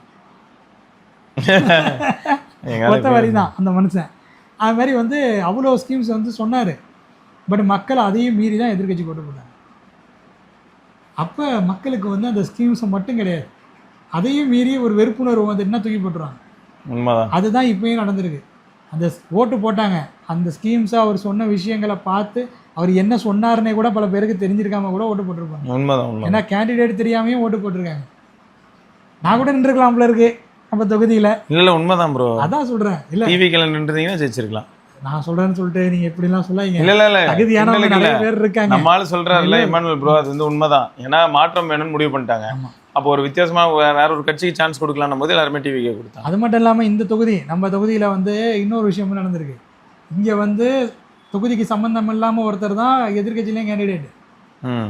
அவர் வந்து தேமுதிக கேண்டிடேட், டிஎம்கே கேண்டிடேட் கிடையாது, புதுசாக ஒருத்தர். ஆனால் ஜெயிச்சிருவோன்ட்டு வேணுங்கலாம் வாடகை பிடிச்சி வச்சுருந்தாங்க. அது மட்டும் எங்களுக்கு தெரியுங்க. நான் சர்ச்சுக்கு போய்ட்டு வந்துட்டு இருந்தேன். இங்கே நம்ம சிஎல்சி ரோடு இருக்கு, பக்கத்தில் இருக்குல்ல அம்பிகா சூப்பர் மார்க்கெட் இருக்குல்ல, அதை தாண்டி போனீங்கன்னா ஆண்டர்சன் லேப் இருக்கும். ஆமாம், அதுக்கு முன்னாடி இருக்கிற இடத்த ஃபுல்லாக வாடகைக்கு பிடிச்சிட்டாங்க. பேனர் கிணறுலாம் வச்சு லைட்டு கீட்லாம் போட்டு எலெக்ஷன் ரிசல்ட்டுக்கு முதல் நாள் ஜீப்பு கீப்பு வேனு கீனு என்ன நன்றி சொல்ல போகணுமா. அந்த ஜீப்லலாம் லைட்டு மஞ்சள் கலர் லைட்டு, பச்சை கலர் லைட்டு, ஜெகஜோதியாக நல்லா எல்லா தாரையும் இறக்கி விட்டுருக்காங்க. எலெக்ஷன் ரிசல்ட் அன்றைக்கி ரிசல்ட் வர வர வெறுத்து போயிட்டாங்க. கடைசியில் பார்த்தா யாருன்னே தெரில, எனக்கு தெரில யாருன்னு. 48,000 ஓட்டு வித்தியாசத்தில் ஒருத்தவங்க ஜெயிக்கிறாங்க இந்த தொகுதியில். அதுதான் மாஸ். அப்போ நீங்கள் சொல்லுங்கள், அப்படி ஒரு கேண்டிடேட் வந்து இறங்கி வந்து ஃபீல்டு ஒர்க் பண்ணி டப்பு கொடுத்துருந்தா கூட இங்கே இருக்கிற இந்த கட்டமைப்புக்கு ஈக்குவலண்ட்டாக அவங்களால வந்து ஒரு 10,000 ஓட்டில் ஜெயிச்சிருக்கலாம். 48,000 ஓட்டு லீடிங்கில் வராங்கனாக்கா அப்போ வந்து ஏதோ ஒரு ஃபேக்டர் இங்கே பயங்கரமாக நடந்திருக்கு, ப்ளே பண்ணியிருக்கு. அது வந்து இப்போ இருக்கிற சிஎம் வந்து அவர் சென்னையில் நின்னதே ஒரு மிகப்பெரிய ரீசனாக இருக்கலாம். அதனுடைய இம்பேக்ட் வந்து அதுக்கு பக்கத்து தொகுதியில் முன்னாள் சிஎம் நின்ன இடத்துலையே ரிஃப்ளெக்ட் ஆகிருக்கு. ஸோ இது வந்து ஒரு வேவ், இது வந்து ஒரு சுனாமி, இது வந்து ஒரு அலை தான். பெனிஃபிட் கிடைச்சா சரி. சென்னையில் இது ஒரு அலை, விழுப்புரத்தில் இது அலை கிடையாது, பாண்டிச்சேரியில் இது அலை கிடையாது. பாண்டிச்சேரியில் கூட 3 சீட்டு ஜெயிச்சிட்டாங்க. காரைக்காலில் அந்த அலையெல்லாம் என்னன்னே தெரியல. அதான் ப்ரோ வந்துருச்சு, சரி நல்லது நடந்தால் சரி, அவ்வளோதான் எதிர்பார்ப்பு. ஆனால் ஓட்டு போட்டிருக்காங்க. அது யார் கேண்டிடேட்னு தெரியல. டிஆர் பண்ணுறதுல அன்றைக்கி ஒருத்தர் ஒரு சீட்டு கடையில் பேசிட்டேன். அது சொல்லிட்டேன்னா அந்த சீட்டு கடை வீடியோ போட்டிருக்கேன், அதனால் அது வேறு யாருன்னு கண்டுபிடிச்சிருப்பேன். அவர் வந்து சொல்லிட்டு இருந்தார், 1000 சொச்சம் ஓட்டாக நம்ம விழுந்துருக்குது டிவிகேவுக்கு. இதே மாதிரி காரைக்காலில் 2 தொகுதி இருக்குது, வடக்கு தெற்குன்னு சொல்லிட்டு. தெற்கில் இன்னவர் வந்து முன்னாள் ஏடிஎம்கே எம்எல்ஏ தேமுதிகவுக்கும் அவர் வந்து மாறினார். அவர் வந்து நின்னார். அவர் வந்து ஜெயிக்க முடியாது. அவருக்கு எதிர்த்து நிற்கிறவர் வந்து அவ்வளோ ஸ்டேச்சர் எங்கேயோ போயிட்டு நடுவில் ஒரு தடவை ஜெயிச்சார். ஏன்னா அவர் அதுக்கு முன்னாடியே 3 தடவை 4 தடவை ஜெயிச்சு வந்ததுனால நடுவில் ஒரு தடவை அவர் ஜெயிச்சிட்டார். மறுபடியும் அவர் வந்துட்டார். அதாவது தோத்தாரில் ஒரு தடவை தோத்தார் இல்லையா, அவர் மறுபடியும் எம்எல்ஏ ஆகிட்டார். அவர் தான் எனக்கு உரம் தெரிஞ்ச காலத்துலேருந்து எம்எல்ஏ. அப்போனா பார்த்துங்க, இந்த வாட்டியும் அவருடைய செல்வாக்கை வந்து உடைக்கிறது ரொம்ப கஷ்டம். அங்கே லோக்கலில் இருக்கிற அந்த மக்களுக்கு அவரை வந்து எல்லார் இடத்துக்கும் போயிடுவார், எல்லாருக்கும் அவர் வந்து தெரியும், எல்லாரும் அவரை வந்து அணுகலாம். அப்படியான ஒரு எம்எல்ஏன்னு வச்சுக்கோங்களேன். நானாக தான் கூப்பிடுவேன். நான் கூட எதிர்கட்சி தலைவராக இருந்தப்போ அவர் லைவ் வந்தார் அந்த கொரோனா பீரியடில். நான் தூக்கி என் ஃபேஸ்புக் குரூப்பில் போட்டேன். இங்கேருந்து நிறைய பேர் போய் ஹாய் சொன்னாங்க. ஹாய் சொல்லிட்டு எங்கேருந்து பேசுகிறீங்க, நீங்கள் பழனிலேருந்து பேசுகிறீங்கன்னா அவங்கள்ட்ட தான் பேசிகிட்டு இருந்தார். அந்த மாதிரி அவர் காரைக்காலில் நீங்கள் எந்த தொகுதியிலேருந்து போகிறீங்கன்னா அவருக்கு தெரியாது. அவர்கிட்ட போனீங்கன்னாக்கா அவர் வந்து உங்களுக்கு தேவையானதை செஞ்சு கொடுக்க முயற்சி பண்ணுவோம், ஹெல்ப் பண்ணுவோம். ஸோ அந்த வகையில் அவருக்கு ஸ்டேச்சர் இருந்தது. அந்த இடத்துல 4000 சொச்சம் ஓட்டு வந்து எதிர்கட்சியாக இவருக்கு விழுந்திருக்குது. ஏற்கனவே எம்எல்ஏவாக இருந்தவருக்கு விழுந்திருக்குது. சரி, இவருக்காக விழுந்திருக்குன்னு பார்த்தா வடக்கு தொகுதின்னு ஒன்று இருக்குது, அங்கேயும் தாவேகாவுக்கு 4000 சொச்சம் ஓட்டு விழுந்திருக்குது. அப்போ அவர் வந்து இவருக்கு விழுந்த ஓட்டே கிடையாது. இப்பேற்பட்ட ஒரு லீடர், அவர் வந்து ஒரு ஸ்டேச்சரில் இருக்கார். அவரை எதிர்த்து நிற்கும் போது 4000 சொச்சம் ஓட்டு விழுவுதுனாக்கா அது வந்து பியூர் வந்து ஒரு வேவு தான். அது மக்கள் கண்ணை மூடிட்டு விஜய் கிருஷ்ணத்துக்கு ஓட்டு விசிலுக்கு போடணும்னு போட்டிருக்காங்க. காரைக்கால் பாண்டிச்சேரி ஸ்டேட்லேயே அது ரிஃப்ளெக்ட் ஆகிருக்கு. அப்போ தமிழ்நாட்டிலலாம் அது எந்த அளவுக்கு ரிஃப்ளெக்ட் ஆகிருக்கு, அந்த டெல்டாவில் ரிஃப்ளெக்ட் ஆகலை. அதனால் காரைக்கால்லையும் அங்கே ஜெயிக்கல, சீட்டாக கன்வெர்ட் ஆகலை. அதே மாதிரியே விழுப்புரத்தில் ரிஃப்ளெக்ட் ஆகலை. விழுப்புரம், கடலூர் எந்த இடத்துலையுமே பெரிய அளவில், கடலூர் மாநகராட்சியில் ரிஃப்ளெக்ட் ஆகிருக்கு. மற்றபடி கடலூர் டிஸ்ட்ரிக்டில் பெரிய அளவுக்கு ரிஃப்ளெக்ட் ஆகலை. விழுப்புரத்துலேயும் பெரிய அளவில் ரிஃப்ளெக்ட் ஆகலை. அதனால் பாண்டிச்சேரியிலையும் பார்த்தீங்கன்னா 3 சீட்டாக நம்ம ஜெயிச்சிருக்காங்க. அதில் ஏற்கனவே ஃபெமிலியர்டு பெர்சன் வந்து நிற்கிறதுனால சில பேர் வந்து ஜெயிச்சிருக்கிறாங்க. மற்றபடி பார்த்தீங்கன்னா ஓட்டாக அவருக்கு விழுந்திருக்கு, சீட்டாக பெருசாக கன்வெர்ட் ஆகுது. ஆனால் தமிழ்நாட்டில் சென்னையில் அது சீட்டாகவே கன்வெர்ட் ஆகிருக்கு. 40% 35% சாலிடாக வந்துருக்குது அந்த விசிலுங்கிற சின்னத்துக்கு. ஆமாம், இதை நம்ம ஏற்றுக்கணும். ஏற்றுக்க எதிர்கட்சி இன்னும் மறுத்துட்டு இருக்கிறது தான் வேதனையாக இருக்குது. அவங்களால அடுத்த கட்டத்தை செய்ய முடியும். ஒழுங்காக எதிர்கட்சி பதவியாவது ஆற்றணும்ல. குறை சொல்லிக்கிட்டே இருந்தா என்ன? அந்த பிரச்சனை மக்கள் பிரச்சனைக்கு நியாயமாக குரல் கொடுக்க சொல்லணும்ல. இப்படி தான் ப்ரோ பாலிடிக்ஸ் பண்ணணுமா? இதுதான் ரூல்ஸாக இல்லை, அது செய்யலைன்னா அவர் வளர்ந்துருவாருன்னு பயப்படுறாங்க. இவர் வந்து ஒன்றும் தெரியாமல் முழிப்பார் அப்படின்னு நினச்சிருந்தாங்க. ஐஏஎஸ் ஆஃபீஸர்ஸை கரெக்டாக தூக்கி போட்டு வச்சுட்டாரு. அவங்கெல்லாம் வந்து ஸ்கீம்ஸை கரெக்டாக கொடுக்குறாங்க. ஸ்கீம்ஸ் இது இப்படி பண்ணலாம் அப்படின்னு சொல்லும் போது இவர் எடுத்த உடனே வேற மாதிரி இதை அணுகிறாரு. அது கொஞ்சம் வித்தியாசமாக இருக்குது இவங்களுக்கு. இவங்க எதிர்பார்த்ததை அவர் செய்யலை. அது போயிட்டு இருக்கு. ஆமாம், திடீர்னு ஒரு டாஸ்மாக மூடுறேன் அப்படிங்கிற அனௌன்ஸ்மெண்ட் வந்து அவங்களும் சொன்னாங்க, இவரும் அதை தான் சொன்னார். ஆக்சுவலாக அவங்க சொன்னதை இவர் ஃபாலோ பண்ணதே அவங்கள வந்து டிஃப்ரெண்ட்டாக நினைக்கிறாங்க. இவர் ஏதாவது பேர் மாற்றம் கீர் மாற்றம் பண்ணுவார் அப்படிங்கிற மாதிரி நினச்சா அவர் திடீர்னு அம்மா உணவகத்தை சீரமைக்க போகிறான்ட்டாரு. இது வந்து மிகப்பெரிய ஒரு இடி. இதை யாருமே எக்ஸ்பெக்ட் பண்ணியிருக்க மாட்டாங்க. நானே ஒரு எதிர்கட்சியாக இருந்தேனாக்கா என்னுடைய எதிராளி வந்து என்னுடைய பேரை வந்து காலி பண்ணுறதுக்கு என்ன பண்ணுவாங்க? இப்போ வந்து எங்கே பார்த்தாலும் பஸ் ஸ்டாண்டு கட்டி அதுக்கு ஒருத்தரோட பேரையே வச்சுருக்கோம். ஒரு இடத்துல வச்சுருந்தா பரவாயில்ல, தலைநகர் சென்னை பரவாயில்ல, எல்லா ஊர்லேயும் பஸ் ஸ்டாண்டு கட்டுறோம். எல்லா ஊர்லேயும் வந்து முன்னாள் முதல்வர் அவருடைய பேரே வைக்கப்படுகிறது. இது முன்னாள் முதல்வருக்கும் முதல்வர்னு வச்சுக்கோங்க. அவர் தான் ஓகேவா? அப்படி தானே? 2000 எப்போ இருந்தார் அவர் லாஸ்ட்டாக சிஎம்மா? எப்படியோ 2004 இருந்தார் இல்லையா? அந்த பீரியடு அவர் வந்து சிஎம். அதிக காலம் எம்எல்ஏவாக இருந்தவர். முன்னாள் முதல்வரின் தந்தை அவரின் பெயரை தான் வந்து வைக்கிறாங்க. எல்லா ஊர்லேயும் மாயாவரத்தில் கட்டினாலும் அவர் பேர், திருவாரூரில் கட்டினாலும் அவர் பேர். சரி, அங்கே கூட அவர் பிறந்தார். திருவாரூர் அதை திருக்கோயிலில் பிறந்தார், அங்கே வச்சுங்க. திருச்சியில் கட்டினாலும் அவர் பேர், கரூரில் கட்டினாலும் அவர் பேர். அப்போ எல்லா ஊர்லேயும் அவர் பேரே வச்சுட்டு இருந்தால் அந்தந்த ஊருக்குன்னு ஒருத்தன் கூட இல்லையா? அரசியல்ல கிடையாது, யாரும் இல்லை, எல்லாரும் லீவில் போயிட்டாங்க. எல்லாரும் என்ன அந்த திராவிட கழகம் வளர்கிறதுக்கு ஒருத்தர் கூட உபயோகம் இல்லாமையே இருந்தாங்க. அதனால தான் இப்போ அந்த சிக்கல் வந்த உடனே என்ன நினைப்பாங்கனாக்கா பேர் மாற்றம் பண்ணுவாங்கன்னு நினச்சிருப்பாங்க. ஏன்னா இது அவங்க பண்ணுவாங்க, வாய்ப்பு இருக்கு. அம்மா இருந்திருந்தாங்க, இப்போ ஜெயலலிதா இருந்திருந்தாங்கனாக்கா எதை பண்ணியிருப்பாங்க? வந்த உடனே என்ன அராஜகம் பண்ணிக்கிட்டு எல்லாத்துக்கும் பேரை வச்சுட்டு இருக்கேன்ட்டு தூக்குவாங்க. இல்லை கோயம்பேடையே மறுபடியும் பேருந்து நிலையமாக மாற்றுவாங்க. இதையெல்லாம் அவர் பண்ணுவாருன்னு எதிர்பார்த்தாங்க. இவர் வந்து அம்மா பேரில் இருக்கிற ஒரு உணவகத்தை இவர் வந்து அதில் நல்லா கிடைக்கணும் அப்படிங்கிற மாதிரி சொல்கிறதும், இவர் வந்து இன்னொரு எதிர்கட்சியை வந்து தூக்கி நிறுத்தணும்னு பேசுகிறதும், அதான் அங்கே இருக்கிற லீடரை இவர் வந்து தனக்கு லீடராக ப்ரொஜெக்ட் பண்ணிக்கிறதையும் அவங்க விரும்பல. இது வந்து ஒரு எதிர்பார்க்கல மாற்றம். ஆமாம், அந்த வேவ் வந்து பயங்கரமாக அஃபெக்ட் ஆகும் இவங்களை. ஏன்னா அவங்களுக்கு இருக்கிற செல்வாக்குங்கிறது இவருக்கு வருது. அவங்களுக்குன்னு ஒரு ஃபேன் பேஸுங்கிறத விட அவங்களுடைய அந்த அரசியல் செல்வாக்கு அதிகம். அவங்க கொண்டு வந்த ஸ்கீம் இன்னும் நிற்கிது. 2-3 ஸ்கீமை வந்து பேர் விட்டு நம்மளால சொல்ல முடியுது. மழைநீர் சேகரிப்பு திட்டம் இன்றைக்கி நம்ம பேசணும், அவங்க கொண்டு வந்த ஸ்கீம் தான் அது. அதை வந்து கரெக்டாக இம்ப்ளிமெண்ட், கட்டாய மழைநீர் சேகரிப்பு திட்டம் அவங்க கொண்டு வந்தாங்க. ஃபோர்ஸ்ஃபுல்லான இம்ப்ளிமெண்டேஷன் அது. ஆனால் அது வந்து யூஸ்ஃபுல்லான இம்ப்ளிமெண்டேஷன், ஃபியூச்சரிஸ்டிக்கான இம்ப்ளிமெண்டேஷன். அதனால அதை பற்றி நம்ம பேசுகிறோம். தொட்டில் குழந்தை திட்டம் அவங்க கொண்டு வந்தது, அம்மா உணவகம் அவங்க கொண்டு வந்தது. அப்போ அவங்க பேர் வந்து காலத்துக்கு நிற்க போகுது. உண்மைதான். கோர்ட்டு ஜட்ஜ்மெண்ட்டை கொடுத்து அவங்க குற்றவாளின்னு ஒரு தடவை சொல்லி அதுக்கப்புறம் அவங்க உயிரோட இல்லைங்கிறதுனால அவங்க அதுலேருந்து விலக்கிக்கிட்டாலும் அவர்களினுடைய அந்த பேரை மக்கள் மனசுலேருந்து அழைக்க முடியாது, இந்த ஸ்கீம்ஸ்லேருந்து எடுக்க முடியாது. உண்மைதான். அப்போ அதை இவர் கையில் எடுக்கும் போது அது இவங்களுக்கு வந்து புதுசாக இருக்கும். அப்போ தான் இந்த அரசியல் வந்து வேலைக்கு வருது. ஐயையோ இவன் என்ன இப்படி போகிறான், இவனை பிடிச்சி அடின்ட்டு எல்லாத்துக்கும் இப்படி அடிச்சுட்டு இருக்காங்க. இப்போ எங்கள் அப்பா வந்து யூனியன் லீடராக இருந்தார், அந்த ஸ்கூலு அந்த காலேஜ் சேர்மனாக இருந்தார். எலெக்ஷனில் நின்று அவரோட பையன் நான் படித்த இன்ஜினியரிங் காலேஜில் எலெக்ஷனும் கிடையாது, ஒரு மண்ணும் கிடையாது. படிக்கலைன்னா முட்டி போட தான் வச்சாங்க, ஸ்கூல் மாதிரி ஃபஸ்ட் இயரில். இங்கே எல்லா காலேஜ் ஸ்கூல் தான். 16 வயசில் ஜாலியாக இருந்தேன். நான் வந்து 10th வரைக்கும் ஒரு கான்வெண்ட்டில் படித்தேன். அதுக்கப்புறம் என்னோடய ஃப்ரெண்டு அப்போ சந்தைன்னு சொல்லுவாங்க, அங்கே ஃப்ரெண்டு ஒருத்தன் தேனூர்னு ஒரு ஸ்கூலில் கவர்மெண்ட் ஸ்கூலில் படிக்கிறேன். ஜாலியாக இருக்கும் மாப்பிள்ள, நம்ம நினச்சா போகலாம், நினச்சா வரலாம். அதை பார்த்துட்டு வீட்டில் சண்டை வளர்த்து நான் அந்த ஸ்கூலில் தான் போய் சேருவேன். எங்கள் அப்பா கவர்மெண்ட் டீச்சர், அவர் திருநள்ளாறில் வேலை பார்க்குறாரு. அவருக்கு தெரியும் அந்த ஸ்கூலுக்கு இந்த பயக்குட்டி எதுக்கு போகுதுன்ட்டு.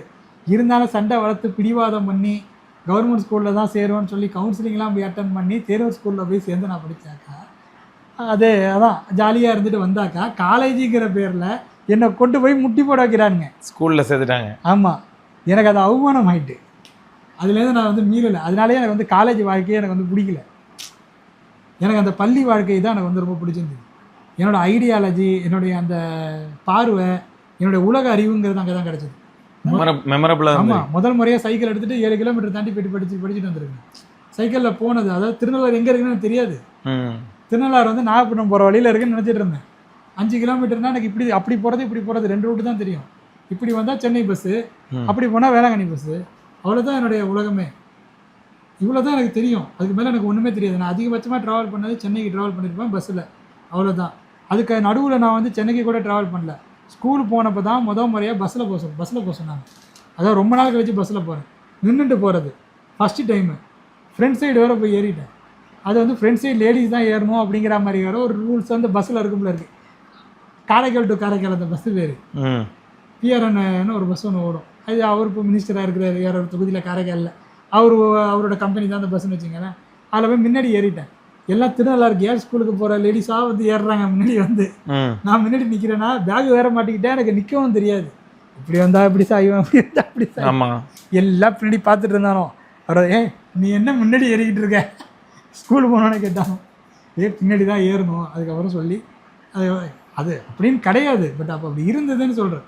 அதுக்கப்புறம் சொல்லிட்டு சரி இதை ஃபாலோ பண்ணுவோம். அதுக்கப்புறம் ஓடுற பஸ்ஸில் ஏறுறது இதெல்லாம் கற்றுக்கிட்டேன். ஓடுற பஸ்ஸில் ஏறுறதுக்குலாம் எனக்கு தெரியாது. அதுக்கப்புறம் கற்றுக்கிட்டது பஸ்ஸில் தொங்கிட்டு வர்றது கூட்டத்தில் இதெல்லாம் கற்றுக்கிட்டு மறந்துட்டேன். கற்றுக்கிட்டோம், அப்போ செஞ்சோம், இப்பயுமா செய்ய போகிறோம். ஆமாம், இப்போ போய் தொங்கிட்டு போக முடியுமா? அப்பயே ஒரு வாட்டி தொங்கி கீழே உள்ள ஒரு ரேஞ்சுக்கெல்லாம் போயிருக்கிறேன். அதுக்கப்புறம் என் ஃப்ரெண்டு கத்தி பஸ்ஸை நிறுத்தி அதுக்கப்புறம் கீழே இறங்கி தொங்கிட்டு வராதிங்கன்னு சொன்னால் கேட்குறீங்களாப்பா உள்ளே வாங்கப்பா அப்படின்ட்டு உள்ளே எடுத்து போட்டாங்க. கையெல்லாம் வலி கண்டுட்டு அதனால் வெயில் உச்சி வெயில் மயக்கம். அதோடு சரி அப்பா ரொம்ப டயர்டாக இருக்கு, ஸ்கூலுக்கு நீங்கள் போக முடியாது, வாங்க எது மாயவரக்கையோ ரொம்ப இதெல்லாம் ஒரு இருந்து அப்போ ஒரு ஜாலியாக இருந்தோம்னு வச்சிங்களேன். அதுக்கப்புறம் காலேஜ் வந்த பிறகு காலேஜ் வந்து வர மாட்டாங்க. காலேஜில் லஞ்சுக்கு கூட வெளியே போக முடியாது. புரியுது ப்ரோ. உள்ளே தான் ஆமாம், உள்ளே அவங்க சாப்பாடு போடுவாங்க. அதுக்கெலாம் ஃபீஸ் வாங்கிடுவாங்க. மெஸ் பில்லுன்னு மொத்தமாக வாங்குவாங்க. அப்பப்போ பிரிவு எப்பப்போலாம் அவங்களுக்கு காசு தேவையோ அங்கே ஒரு காலேஜ் ஒன்று கட்டிகிட்டு இருந்தாங்க. ஓகே, பாண்டிச்சேரியில் மகாத்மா காந்தி மெடிக்கல் காலேஜ். இப்போ அது இருக்குது, பிரம்மாண்டமாக இருக்குது. அது பிரம்மாண்டமாக இருக்கும் போது அவங்களுக்கு காசு பண நெருக்கடி, கட்டட தொழிலாளர்களுக்கு சம்பளம் கொடுக்கணும்னாக்கா இங்கே மெஸ் பில்லு வரும், நாங்கள் கட்டுவோம். ஃபைனு வரும், நான் கட்டுவேன். இப்படி என்னோடய ஃபைனு நானாவது பரவாயில்ல ஆயிரங்களில் தான் கட்டி கொண்டு இருந்தேன் இந்த காலத்தில். அப்படியே கட்டுக்கட்டாக நோட்டை கொண்டு வந்து கட்டக்கூடிய நபர்கள் அங்கே இருந்தார்கள். ஃபைனு எல்லா ஸ்டேட்லேருந்தும் வருவாங்க பசங்க. இல்லை ஃபைனே அவ்வளோ இருந்தது. ஃபைனு அவனுக்கு எனக்கு எங்கேயோ இருந்து வருவானுங்க ப்ரோ. எங்கே இப்போ நீங்கள் வந்து ஆல் இந்தியாவுமே அங்கே இருக்கும். ஏன்னா இப்போ இன்ஜினியரிங் காலேஜ் ரொம்ப கம்மியாக இருந்தது. ஆமாம், பாண்டிச்சேரியில் அதிகமாக்கிட்டாங்க. அங்கே இருக்கிற மக்கள் தொகைக்கு அது ரொம்ப அதிகம். அதனால் ஆந்திராவிலேருந்து 10 லட்ச ரூபா 15 லட்ச ரூபா முன்கூட்டியே கொடுத்து வருவாங்க. அந்த பீரியட் 2001-2லலாம் நீங்கள் பாருங்கள், 15 லட்ச ரூபா கொடுத்து ஒருத்தர் இன்ஜினியரிங் காலேஜில் வந்து சேர்றோம். சேர்ந்ததுக்கப்புறம் ஃபீஸை வேறு கட்டுறான், மேனேஜ்மெண்ட் கோட்டாவில் சேர்ந்து 1 லட்ச ரூபா 2 லட்ச ரூபா கட்டுறான். நம்ம கவர்மெண்ட் எதுவுமே கிடையாது. ஆமாம், ஃபைனு கட்டினா 1000 ரூபா, அதை பற்றி நம்ம யோசிக்கிறோம். அவன் ஃபைனை எடுத்துகிட்டு வரான், கட்டையாக நோட்டு அப்படியே எடுத்துகிட்டு வரானுங்க. இப்படி அதில் வந்து இப்போ தேடி கண்டுபிடிச்சி எடுத்துகிட்டு வந்து ஃபைன் போடணும். ஃபைன் அவங்க போட்டிருப்பாங்க இவ்வளோங்கிறது. அவன் தான் வரவே இல்லையே காலேஜுக்கு. ரைட், வந்தால் தானே அட்டண்டன்ஸ் வரணும். அட்டண்டன்ஸ் அவன் வரவே இல்லை.